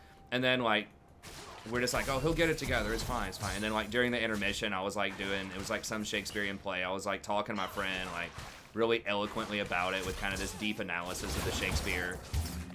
And just like glanced over the guy for a second. He was just like, oh, Jesus Christ. Why didn't I dodge this?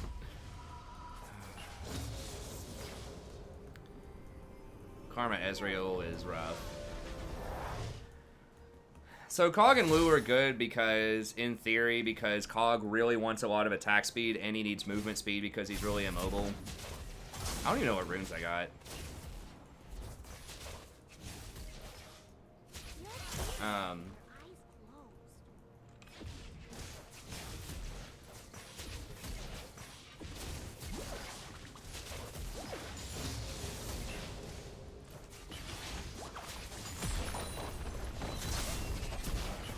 So yeah, it's gonna be really rough early on. But if we get to late game, I think maybe, like, we don't have that much, like, dive. And Rammus should be pretty good early game. Bro, I'm trying, man. Like, Karma's really strong with Ezreal early, and Kog'Maw's really bad. Okay. Attention by any means necessary, that's right. I did not have a deficit of attention. I got my attention. It wasn't just like getting attention though. I don't know. It was just fun. I was just having just a joke. Having myself a giggle with my boys.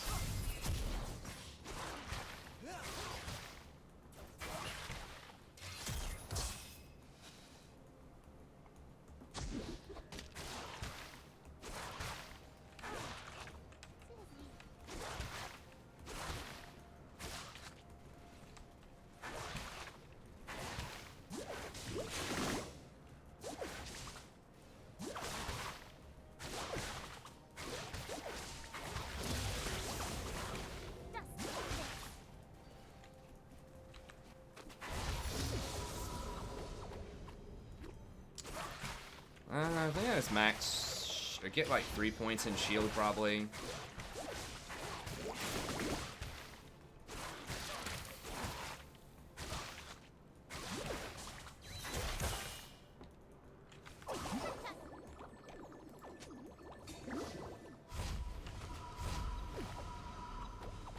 We're actually not that far behind. Well, he's gonna get some more of these. We'll probably be like 10 back. I mean, Lulu is viable. It's just she's harder to play because the big thing about Lulu is she basically has two abilities. Like, her shield is okay, but it's not great compared to a lot of other shields. She doesn't scale very well with plus healing and shielding because her ult is just an infusion of health. It's not a heal. So it doesn't scale with plus healing and shielding. I think that's one of the biggest things is her scaling is a lot weaker as far as like AP and plus healing and shielding. Her ratios are really low. And you have to choose between your steroid and your CC. So are you going to polymorph somebody?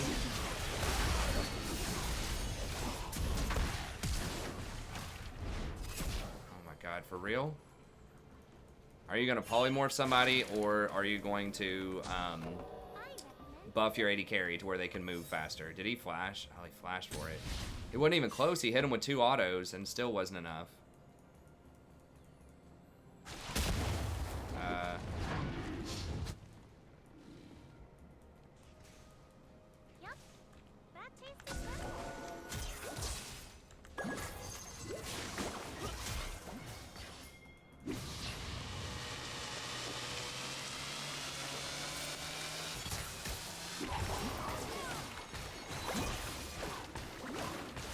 That was a pretty clever way to get out of that. I thought he was gonna die for sure. We just lost a lot of experience there, though. I don't know where Karma is. Was she part of that melee around the raptors?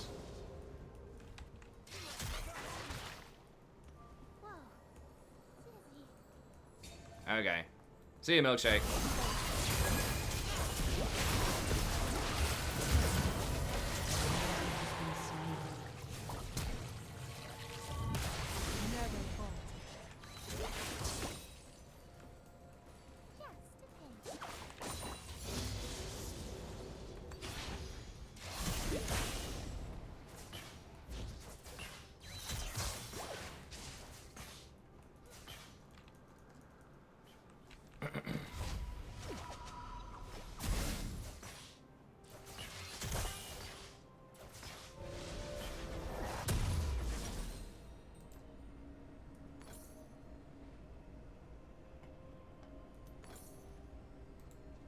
Nosy dewdrop.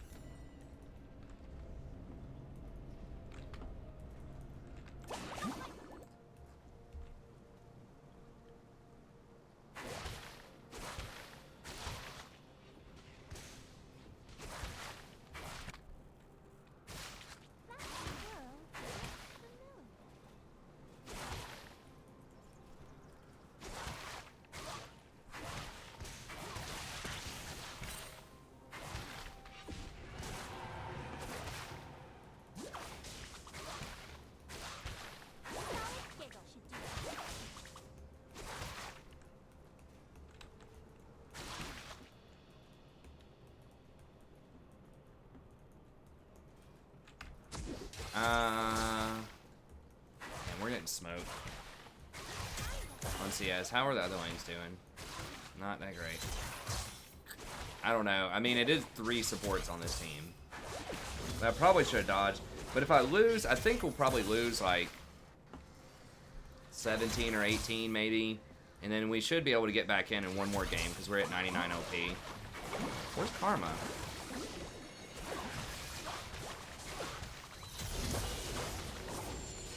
Okay, there she is. An enemy has been slain. An ally has been slain.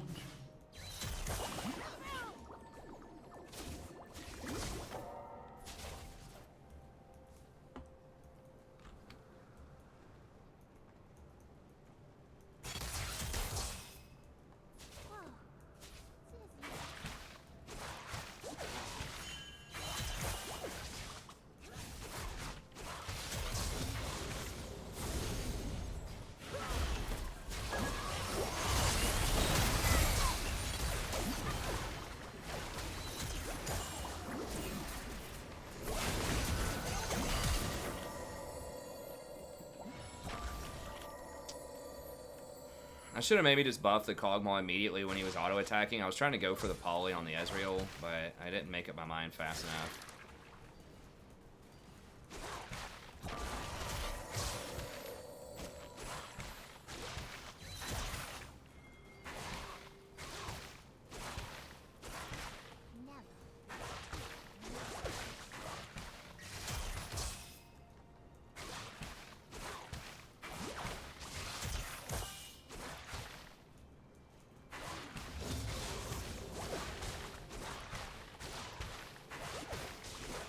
Let's use all the colors.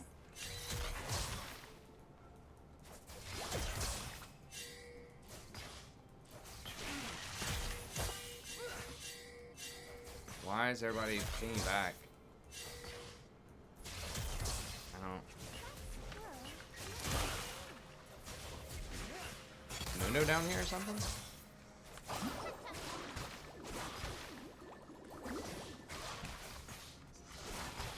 Okay, yeah, there's Mundo. Is he coming in?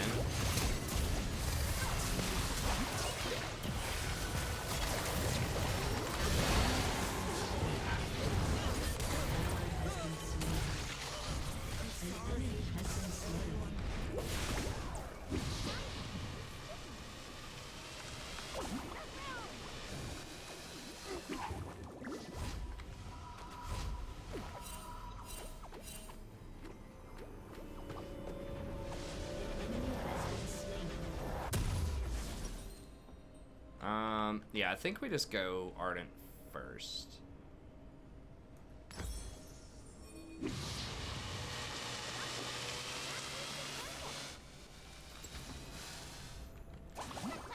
He's kind of double down on the attack speed with Lulu.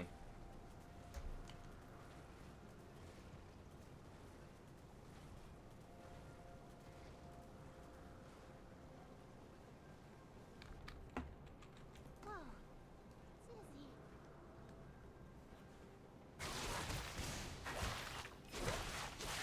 Shut down.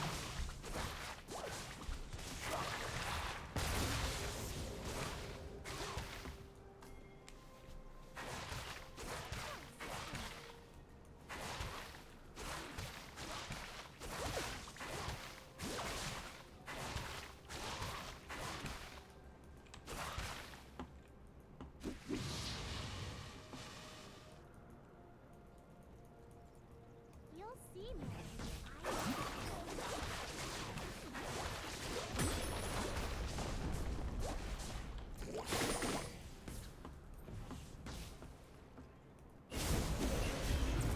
Shut down.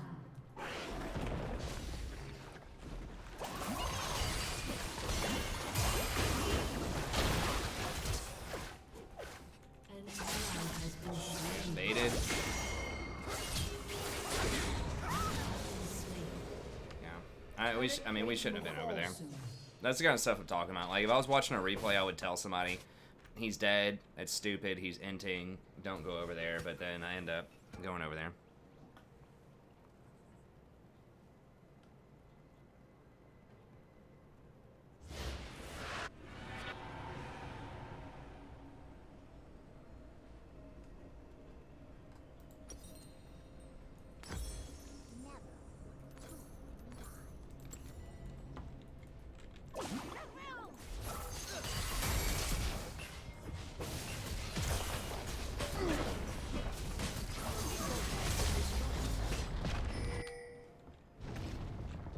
Nosy dewdrop.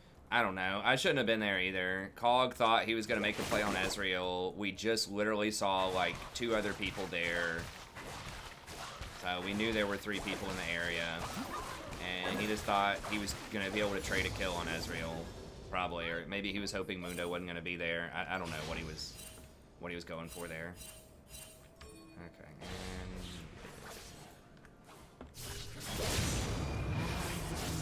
if I didn't stop to wonder, like, what the hell he was talking about, I would have been there on time. Yup. That tasted perfect.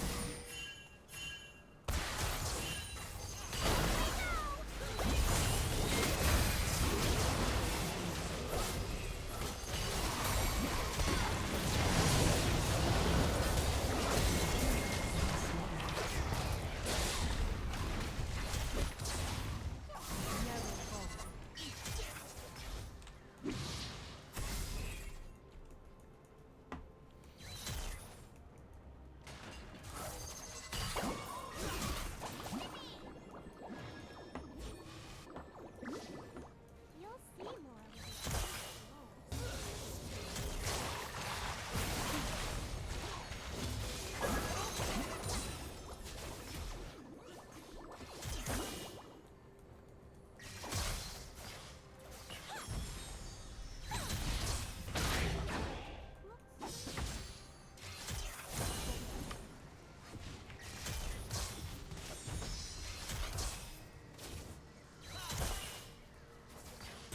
Hey, thanks, PF. I appreciate it.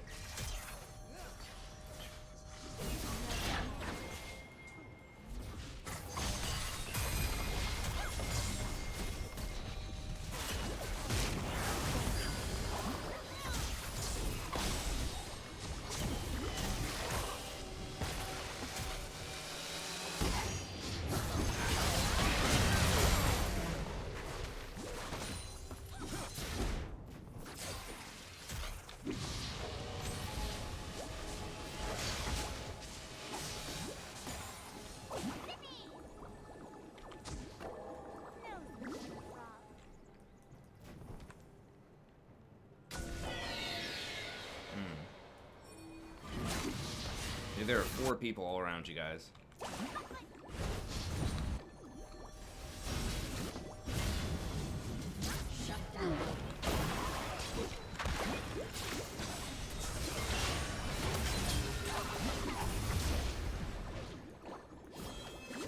kind of light on damage without Cogmaw.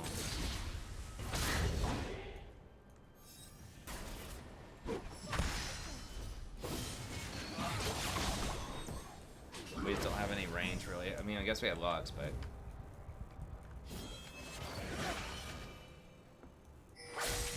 Hey, top is... working.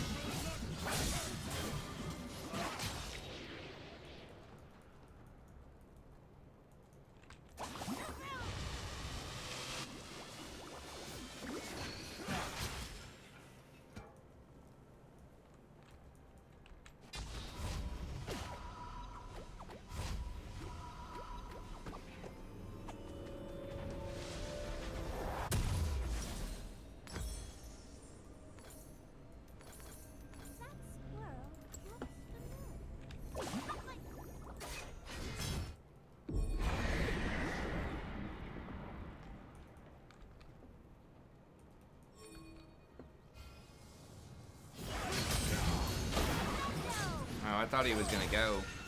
I guess not.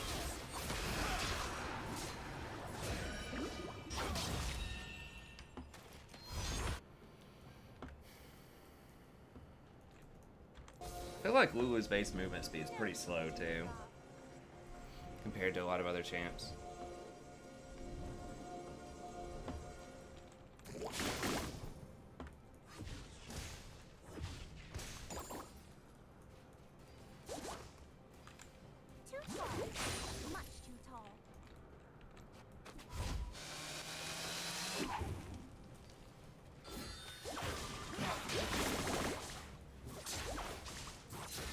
She's doing alright. She's just...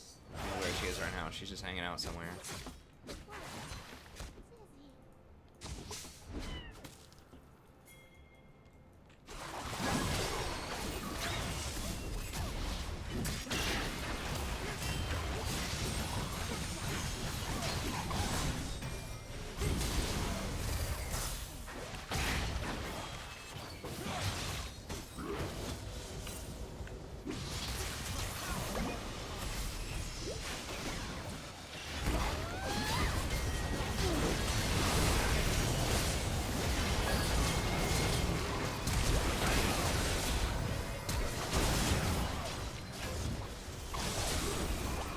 You gotta auto, bud.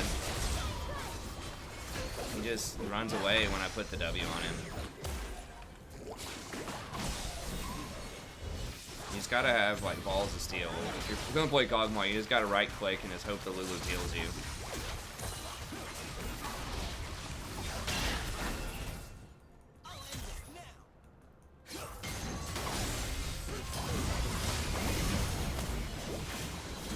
The dude just does not auto, he's just like running in circles.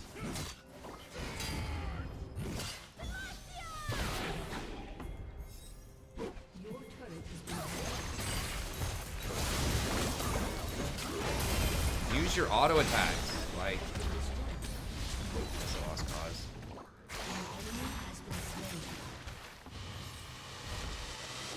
I mean, it's gonna have to be like absolutely 100% like...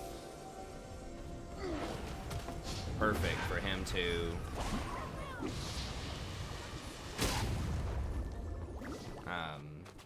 auto attack. If there's anyone anywhere close to him, he just won't auto.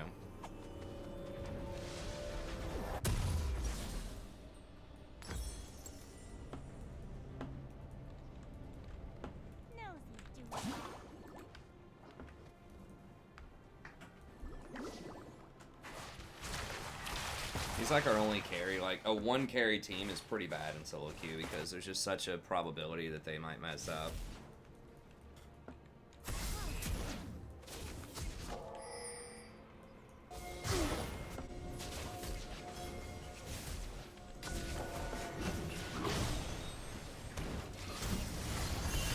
Wait, what? Wait, what? We see the Baron. It's at 75% health. What? No one was even close.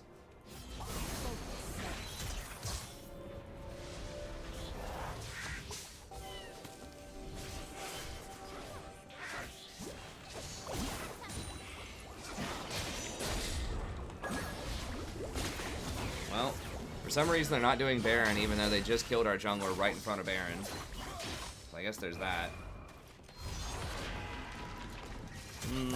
It's harder to carry slots. Yeah, she could, in theory.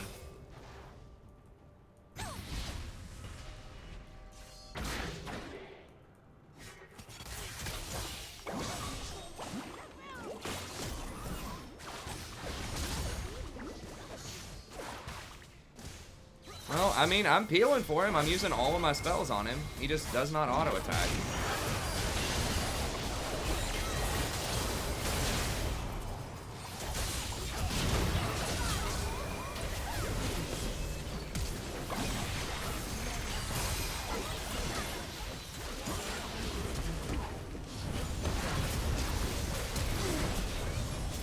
God, where is he going? There you go. Now you can auto-attack.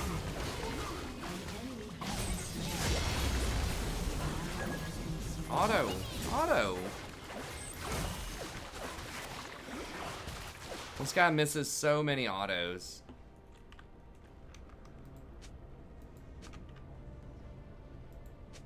That squirrel looks familiar.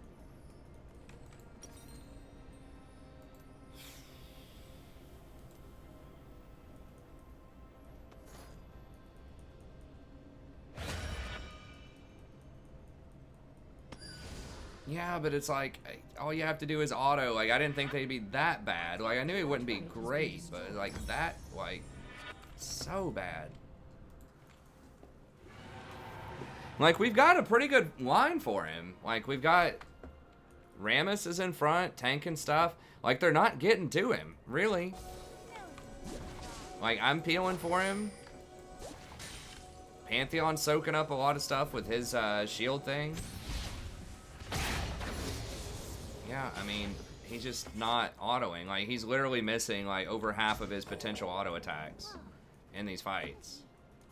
Like, he should be doing double damage, if not more. He's just playing way, way too far back.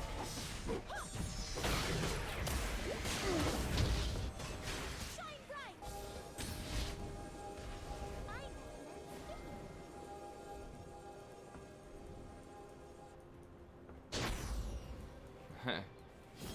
Blame game? I mean, it's not a blame game. It's just that's reality. Like, is that not a true statement? I'm not trying to say that's the only reason we're losing, but the problem is we only have one carry and he's not auto attacking.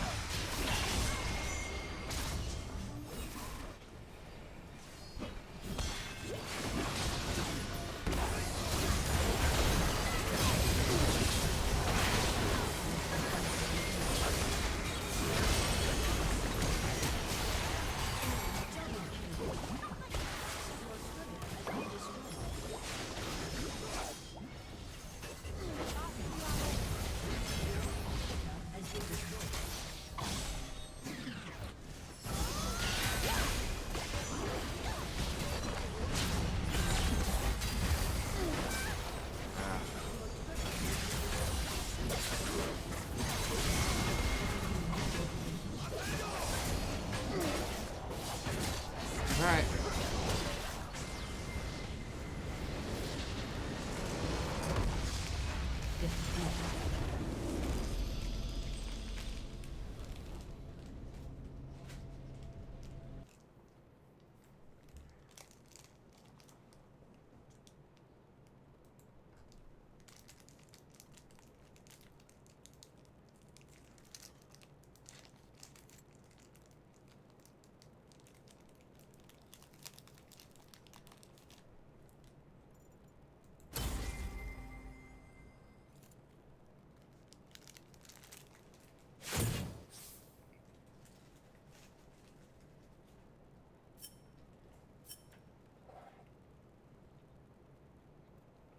Alright, let me refill my drink really quick and we'll get back at it.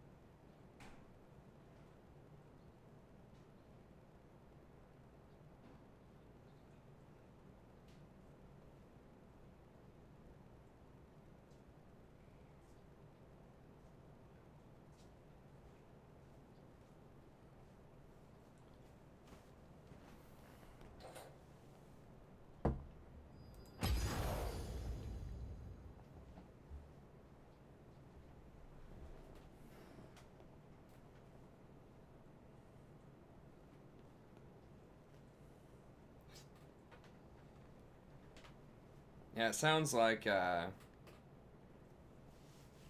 sounds about right, Spring Jack.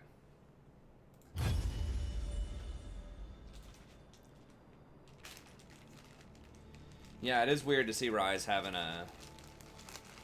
You're so used to him being, like, the lowest win rate champ. But I think they have added a bit more consistency to his kit. Maybe. I don't know. They've made so many changes to him.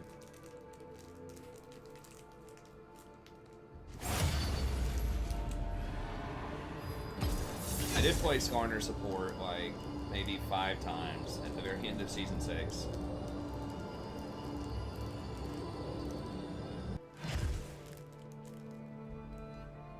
It was in a super melee assassin heavy meta.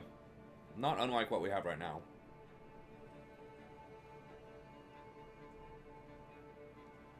But it was when everyone was playing tank supports also.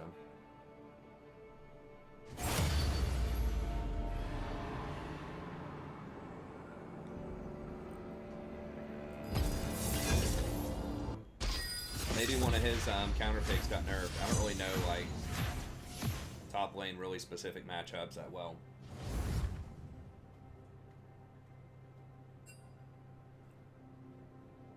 He's probably good against like melee stuff.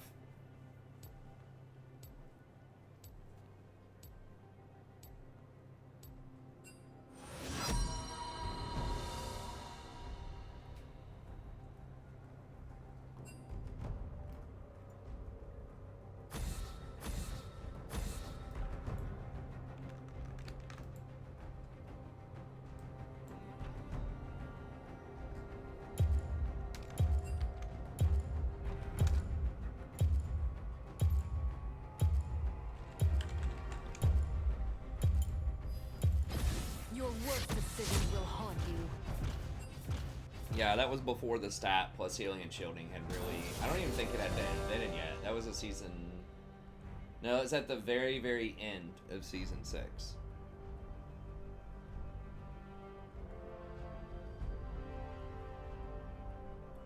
I don't remember if they just added in Redemption or not.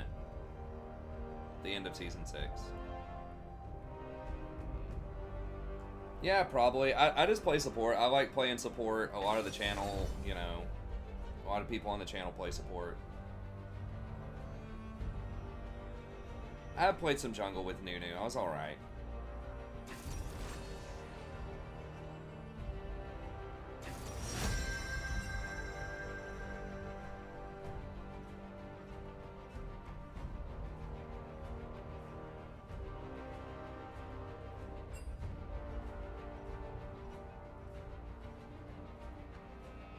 He's probably decent into like a collie and that type of stuff. I don't know. His blind pick. I guess we'll just play Recon again. I don't know what they're gonna do, and I really would like this win. Let's dance.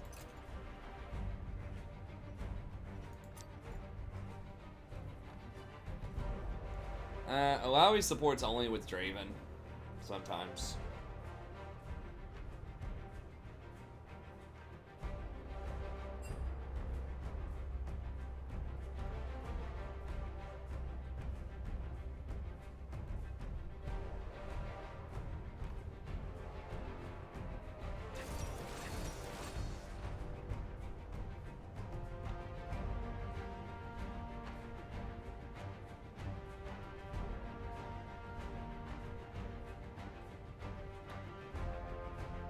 It was very close to preseason. I thought they added it at the end of the season, but yeah, they probably wouldn't have done that around Worlds. That does seem like a preseason kind of item.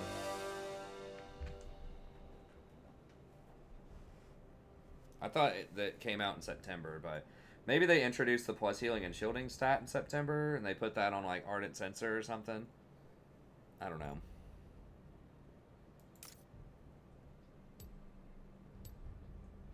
Wait. Oh, it's Kaisa. Who's their AD carry?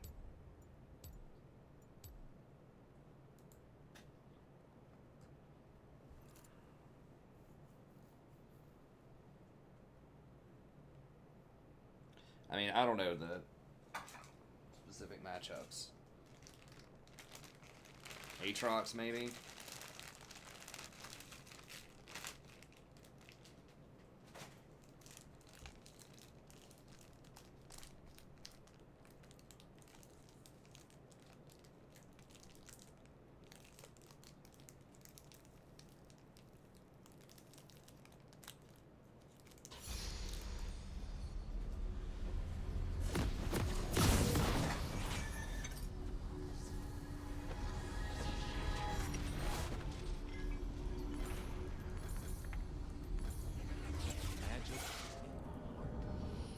Magic is in the rhythm.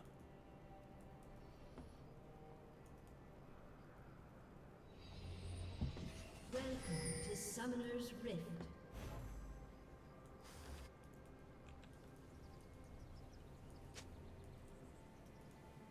"30 seconds until minions spawn.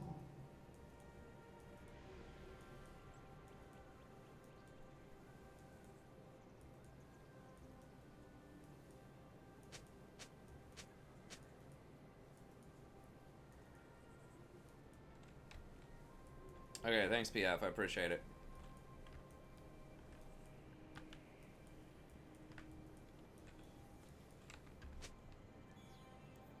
Minions have spawned.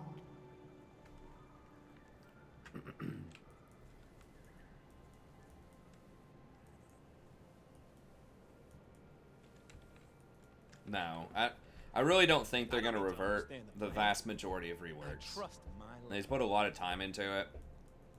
The only one that I can remember they actually did that with was Zac. And they did not revert all of it, they just reverted his ult. It's kind of weird, because I thought the other ult was fine, too. I don't know.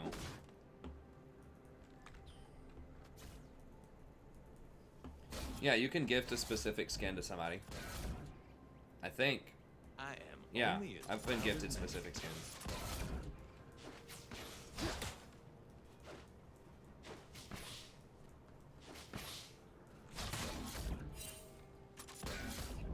I don't know where the Lulu is. She's probably there.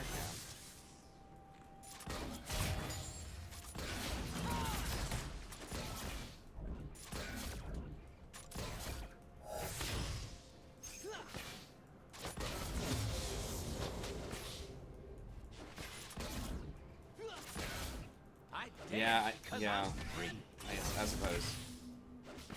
Yeah, I don't think they're gonna do that to it. Because the old Akali was just kind of terrible design. I mean, I don't know, like, it was just consistently, like, out of the meta since forever. But,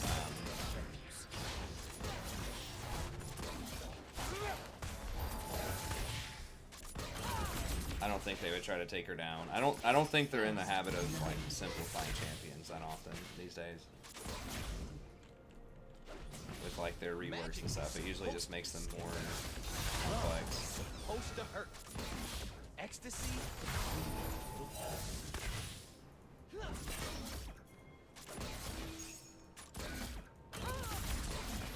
Nico even went cold. The disrespect.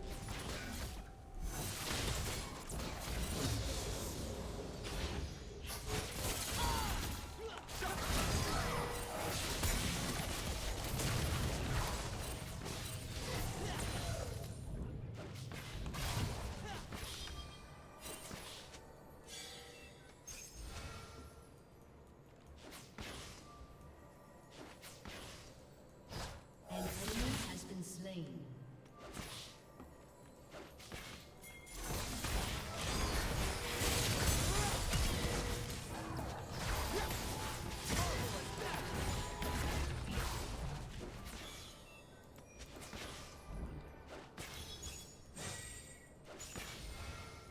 I think she may not have healed. I know she flashed. I need more mana. Without wild magic, we have no children. We have no future.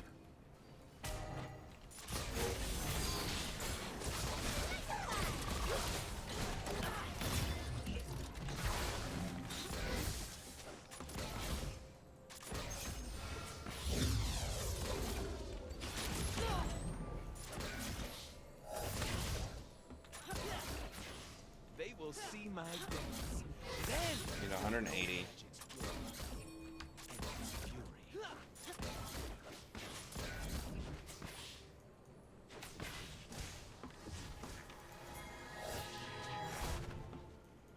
An enemy has been slain.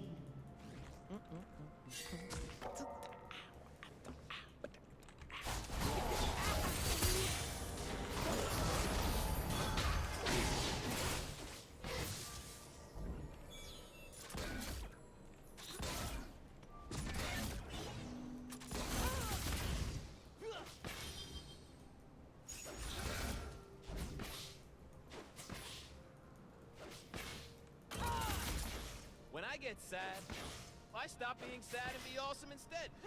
True story.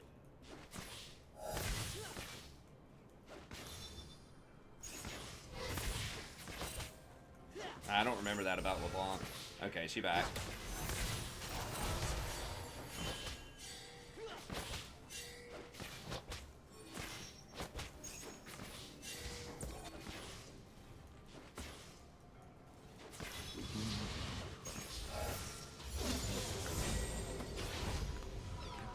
I think it's gonna freeze right outside their yeah, it's terrible positioning. 'Cause I had to go try to help Rammus, and I didn't help Ezreal push fast enough.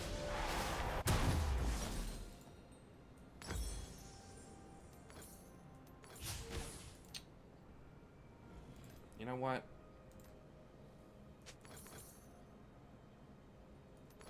I'm getting impatient.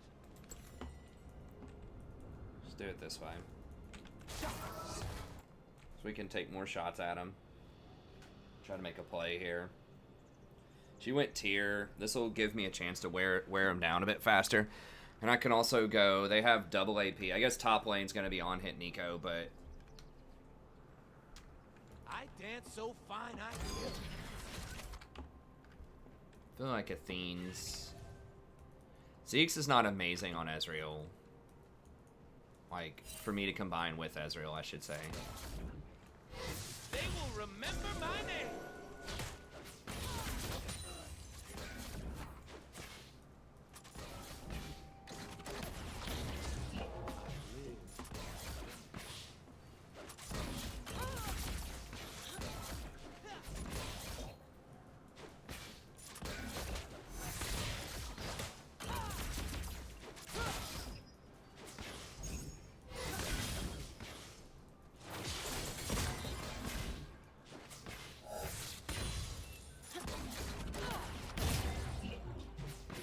I've been kicked around since I was born. It's all right. It's okay. I'm staying alive.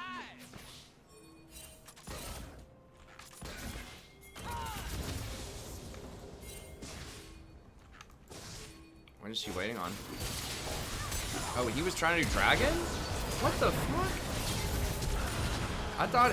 Why would you try to solo dragon as Rammus? I thought he was coming in a gank. An enemy has been slain. Dude, are you seriously trying to solo dragon as Rammus level 5? With no priority in either lane? I mean, I guess we kind of had priority bottom. I can't believe it.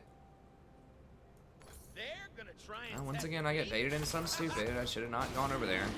I thought he came over there to, like, gank. Because he was trying to get around a tri-bush ward or something, because we had this control warded. It's like, nah, I just want to give him a couple of kills and Infernal. Been slain.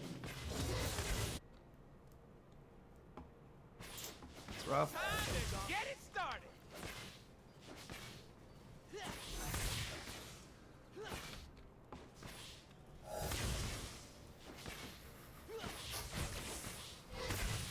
Huh. It's I all mean- filthy and dangerous. And that's why I love it. Some champs can do that, sure, if you're new. I don't mind trying that play if you're new, but, like, Rammus can do any damage. There's no heal. I mean, I don't know. Maybe there's something I didn't see. Maybe he accidentally hit it and he was trying to get out of there and, like, someone found him or something. I don't know.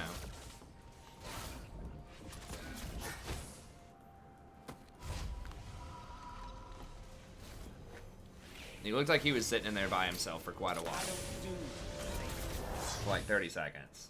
But I don't know. I mean, there are quite a few junglers that can do it this day and age, but Zaya, it's like super risky. Like, we didn't have any wards in enemy jungle. Like, Hecarim could just roll right up and kill you. He didn't have a control ward on it. Doesn't have a sweeper. I don't know. I mean, obviously it was a bad play. We don't need to fixate on it too much. But, I mean, the main thing is I shouldn't have gone over there. I should have just let him die.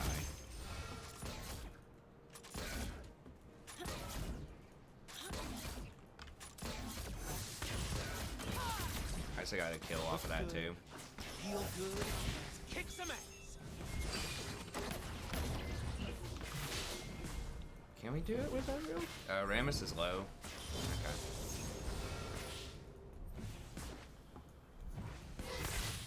Ha! I'm G to the D. Golden diamond, boy. Woo!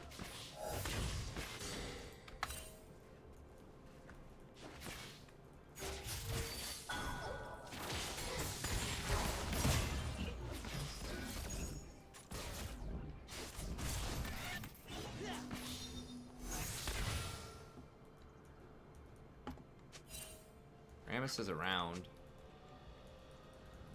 Killing stars.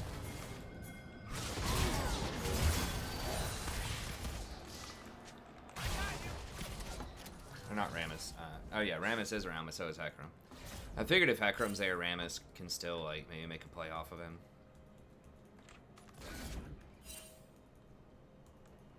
You're only given a little spark of madness. You mustn't lose it.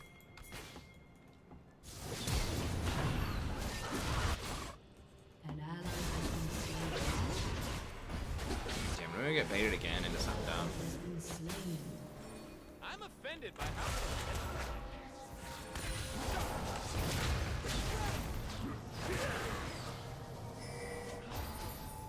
Way.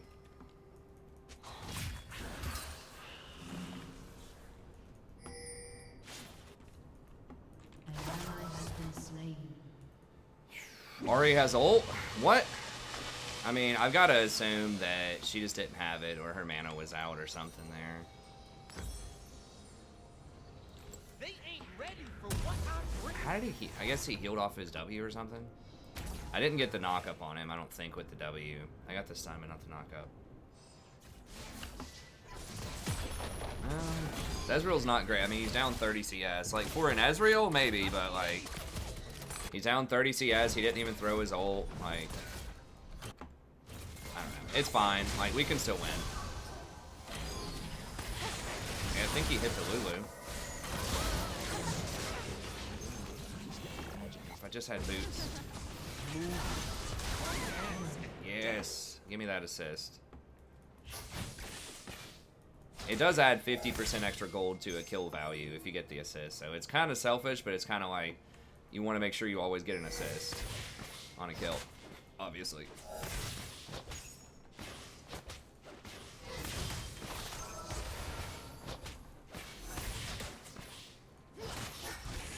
If she wasn't quite able to get that kill, I could have thrown a cube or something.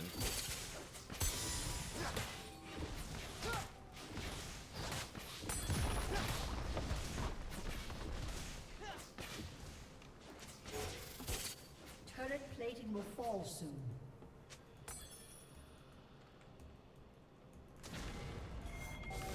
This looks like another dangerous situation.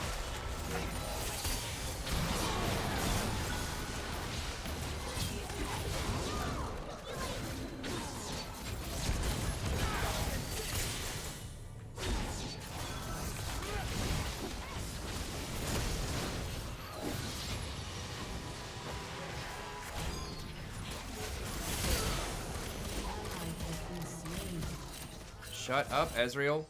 I don't have stuff. Chronic line step.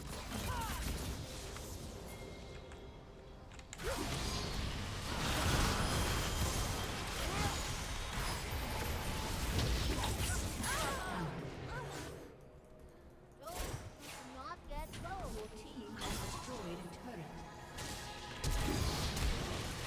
I'm gonna all they got.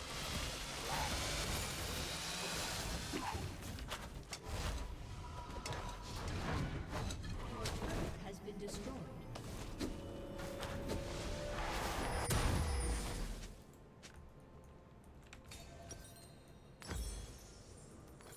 I dance because I'm free.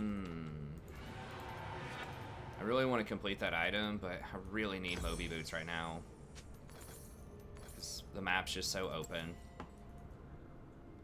If we were going to be in lane longer, I think I would get Athene's, but Your team has destroyed a turret.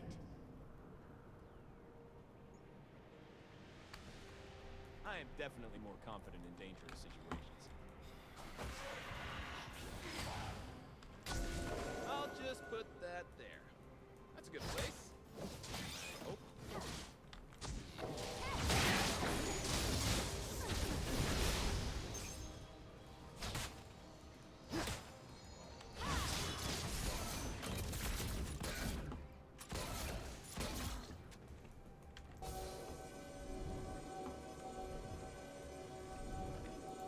I can't die looking this. they have 2 Infernals. Oh, Really rough on I hate when that. Kai'Sa's involved, because she benefits from both the AP and the AD. If she does something like Nashor's.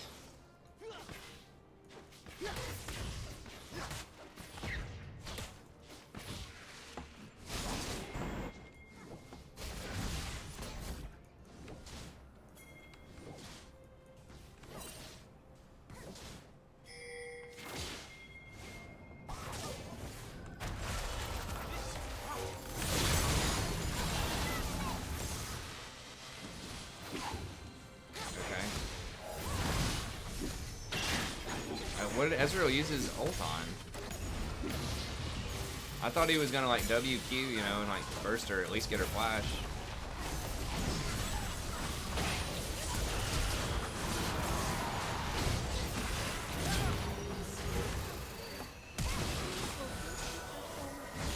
Enemy has been slain.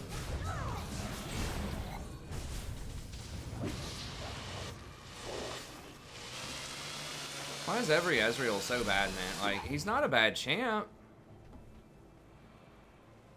An ally has been slain.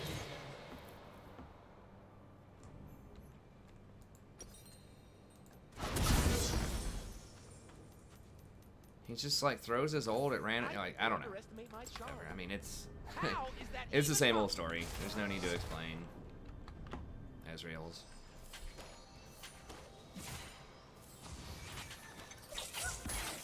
Unless it's Focus Ezreal, my man, from the channel. They will see me. They will see my dance. I don't know. I mean, I've played Ezreal a decent chunk. Like, I mean, I'm not like a master or anything on him, but it just feels like he's like one of the most perplexing champions in League, I think, because he's He's like one of the biggest. I don't know. There are a lot of champions like that, I guess, but he feels like he shouldn't be like that hard, you know? Vision is the first step. Like, you have skill shots you have to hit, yes, but like, you should be really safe. Like, you should never really die. I guess he hasn't died that much.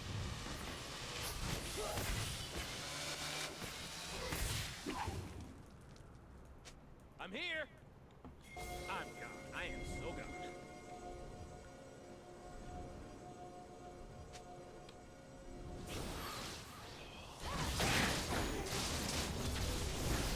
She's gonna try to poly him. It's really dangerous because if Lulu like flash polymorphed him or something, it would waste it.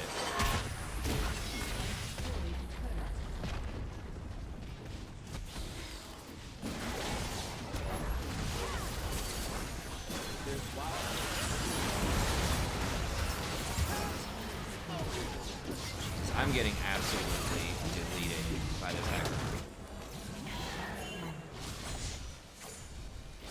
How much damage did he do?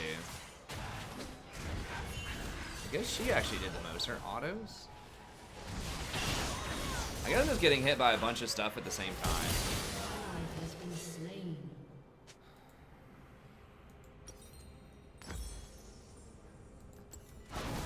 Why is it taking so long? Right, her ult too. Just going south real quick.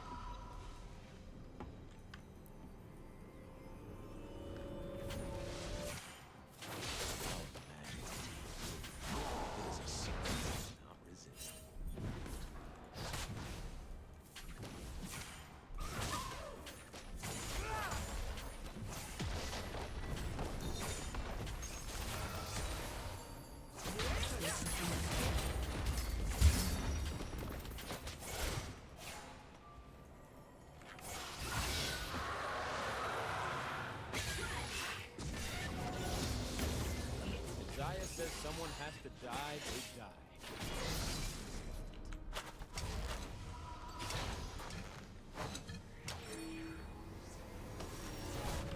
Yeah, I need to try to play around this Fiora. Maybe I can go Zeke's and put it on the Fiora. I think I need some armor. Ain't nothing I say should be taken seriously. That's why Ekron's getting really fed too.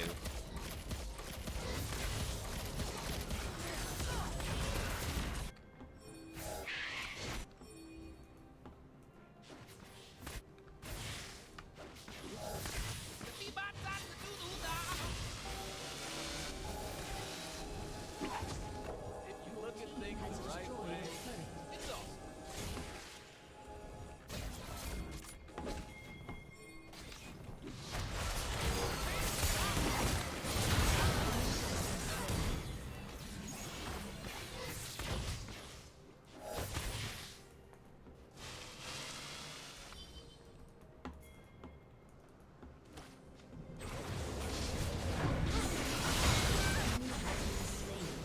You weren't a little frightened? Shut down. Fifi's getting him. Get him, Fifi. Peekaboo. Okay, so you do still get experience, I think, if you discovered the ward.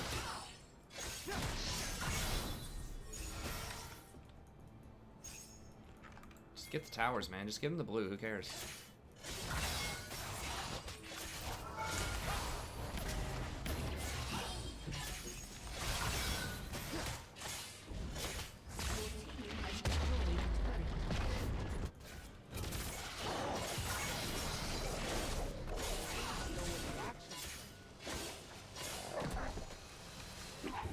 What else can we get? I guess we can try start working bottom, maybe.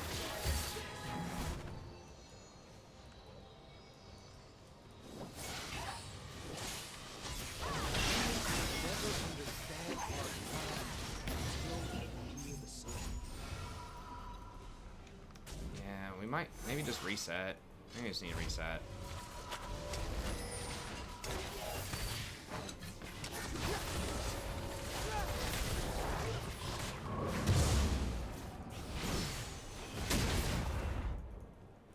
So they had that warded and he smited it? Okay. So I guess they had that blue warded and smited? Okay. I don't have any vision though.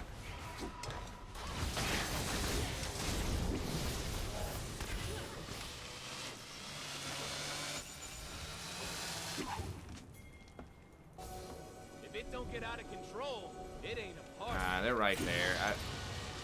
I don't think so. I need more wards. The world isn't about stuff.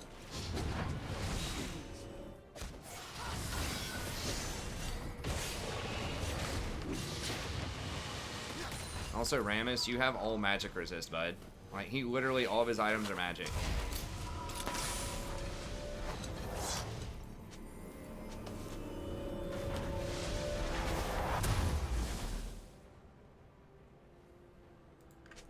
I don't want a world that's safe.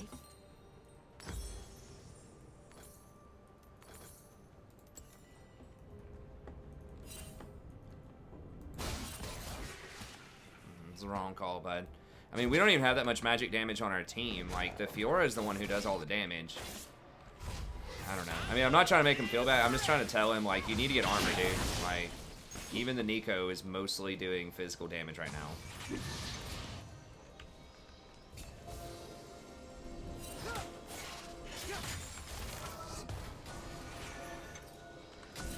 Let's see what these animals can do. Oh, is Nico bottom? Okay.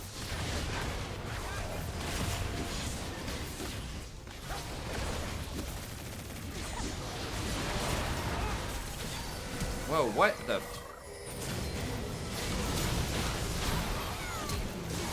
Holy shit. He wasn't charmed after. I thought once he finished his charge, he was still going to be charmed. He's just like immune to CC. I thought with most unstoppables, it was basically like, I'm too low, just give it up, man. Okay, well, I screwed that up then. I thought after he completed his charge, he was still going to be charmed for a little bit, but apparently, no.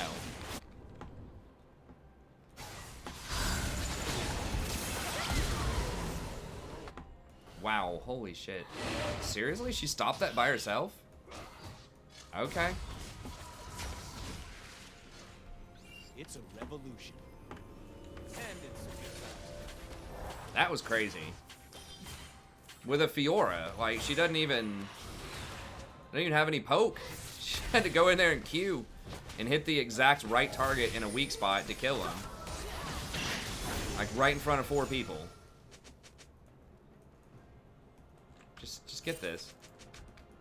Just get Cloud. Alright, well, you gotta at least push this first.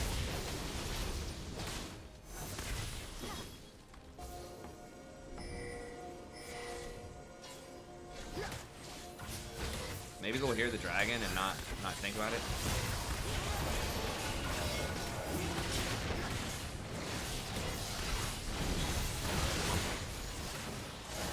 I think we're forcing this too much. No, just give up, give up, give up.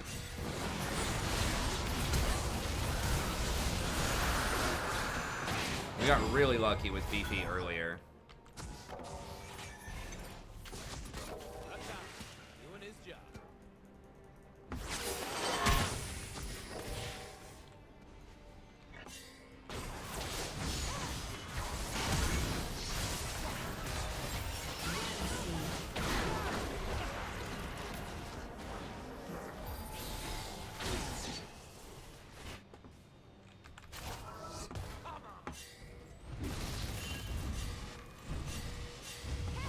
Game's getting clowny. I am not blind to anything.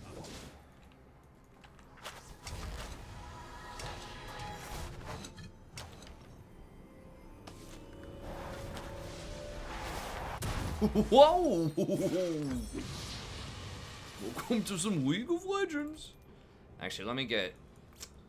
I need control words, but this is a really big boost for I can't Fifi, wait to see probably. what I'm gonna do.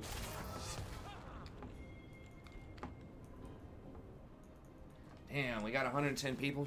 I hate this has to be my last game, man. But this 8 a.m. class, I can't be a zombie. I got to get at least like 3 hours of sleep. Get 'em watching. It's a good game too. Burn 'em up. I mean, it's clowny, but at least it's close and clowny. Who's dead down there? Ally has been slain. Push middle, before they get.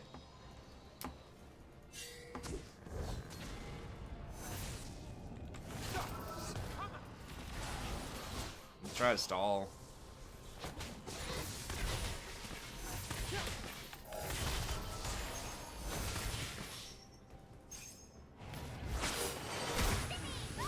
Has been slain. What humans call magic, we call life. Nah, that's probably worded. I can't look into that side. I mean, I guess I can word this. Let's see what's Maybe happening this. now.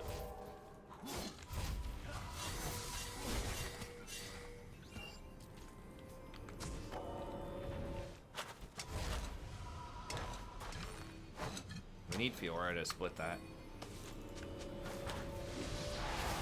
We need wards.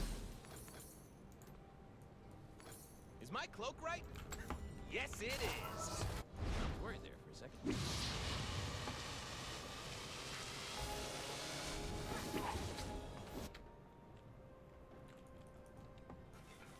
Some rank does ARAM have a ranking system now? It don't take a lot of work. That'd actually be kind of interesting. I totally forgot.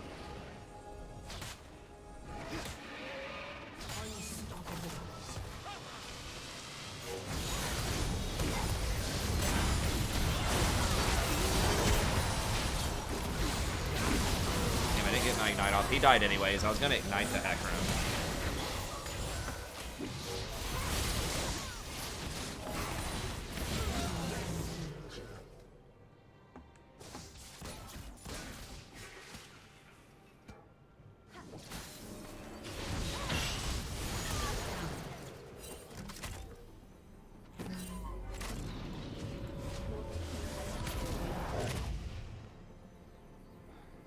What did I use my jump on? Oh, I used it on the Hecarim.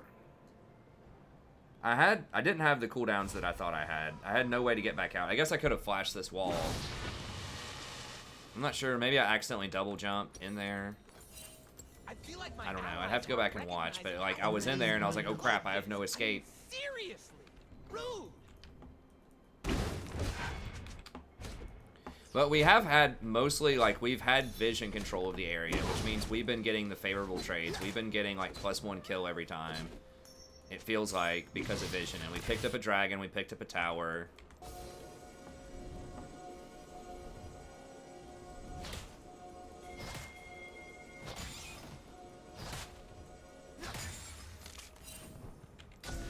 I know people are watching. How can they not be?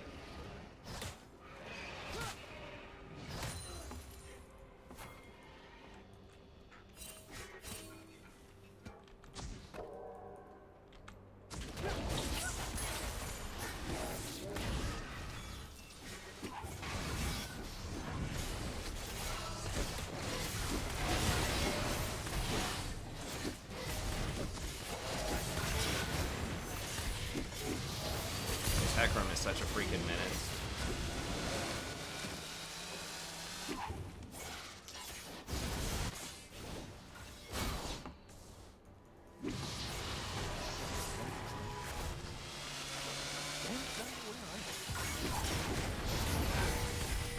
Okay. Alright, I guess they're just gonna give it to us. They're just gonna take the third Infernal. Infernal is not, like, it gets weaker as you get more of them. Wow, were we really? Like...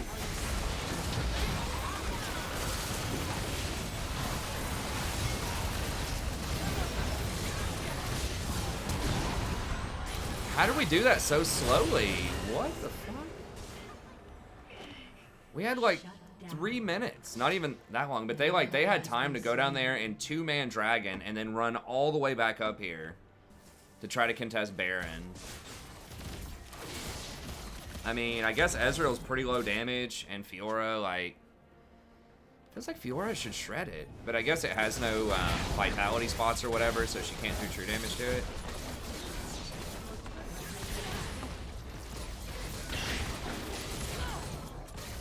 I was really surprised Hecarim got up there in time. I mean, I know he's fast, but... Crap. I totally forgot why I'm here.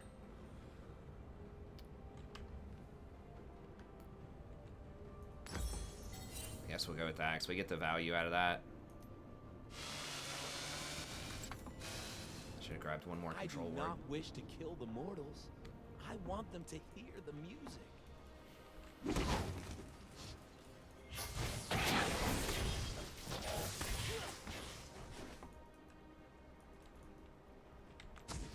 Turn in, turn on, drop out.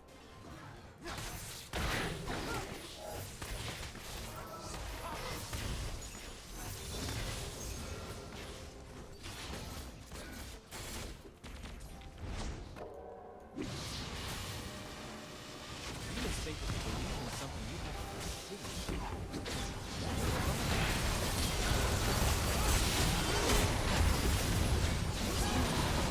What the fuck? Something just screwed me up.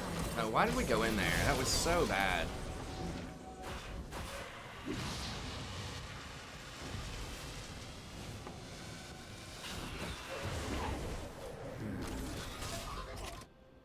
Well, at least we're pushing the lane, so they're not gonna, maybe, they're gonna get him probably.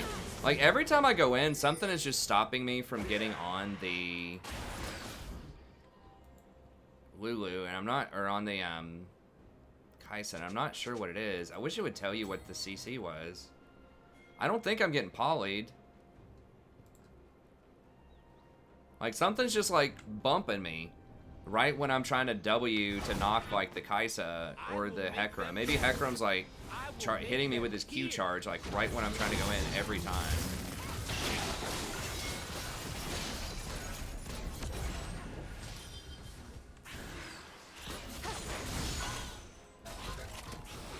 Looks right.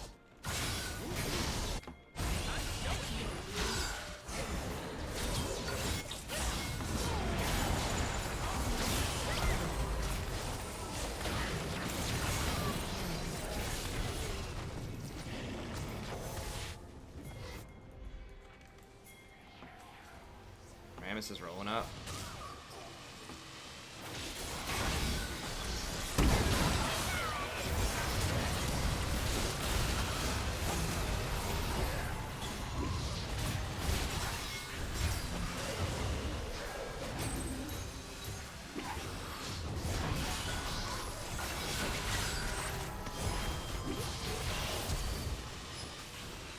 Stopwatch.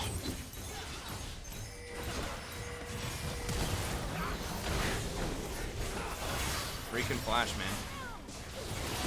Ezreal, please. Has destroyed. An enemy has been slain. I think Fifi can kill him.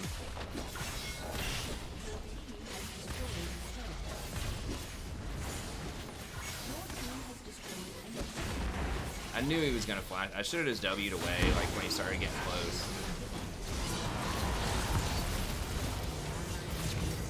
We might reverse row here. Ooh, okay. Just reset.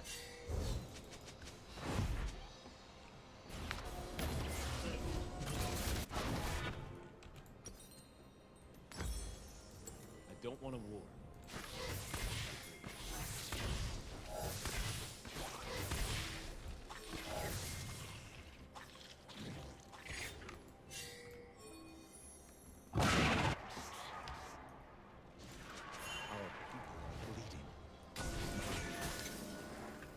They have like 4 dragons. We have to contest this. And we have...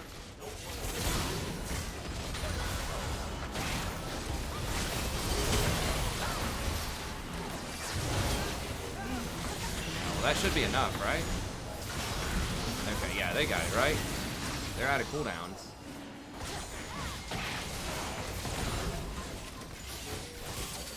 Okay, nice. There we go. Can they just win? Yeah, just win. I forget the dragon. Just win.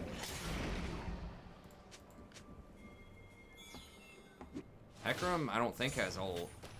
It's just, yeah. They're missing 2 of their big carries. We have double inhibitors coming in, or double supers rolling up.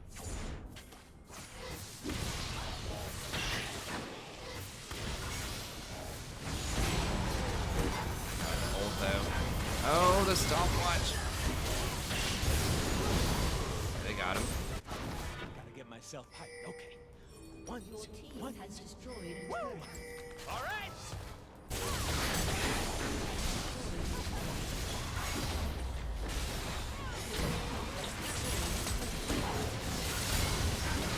Hey, PP's gonna get it, I think.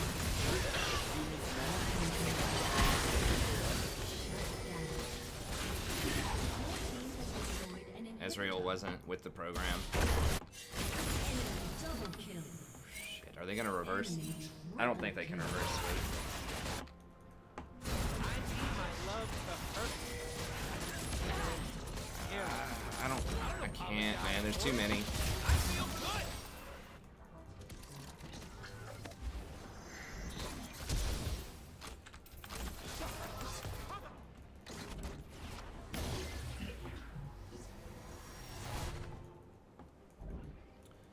I should have at least dropped a ward in there so Fiora could TP. I didn't think about that. I'm gonna burn this place down, then help them build it back up, so I can burn it again. Come on. Nice big thing.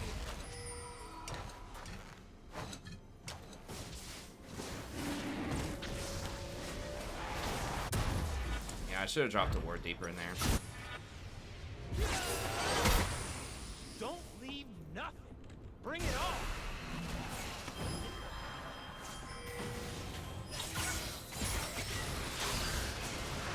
Nice. Alright. Woo.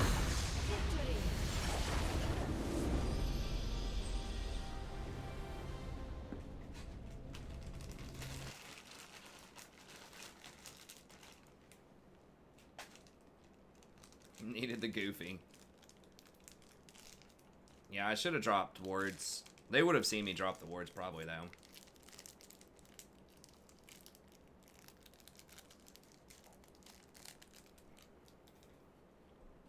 That VP was pretty good.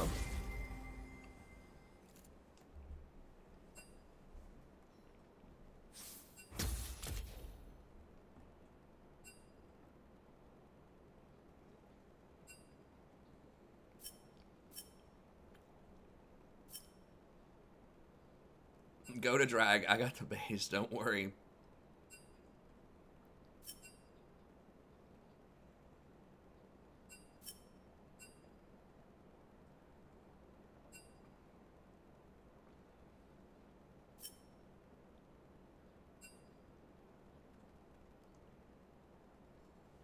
Well, if we got to go out, that was a good one to go out on.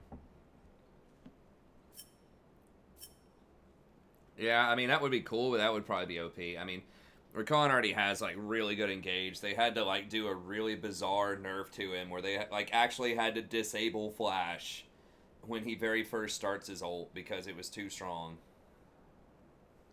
And they had to disable his W, even with his ult. Like, forget the Flash. Like, if he could Flash while he was Wing, it'd be like basically having an extra ult where you could almost guaranteed get on somebody. I mean, it'd be cool. I've thought about it, but he's already pushing so many boundaries in terms of balancing. Like, it's, you know, I love him. I'm a little biased, but I think I'd probably put him over the top.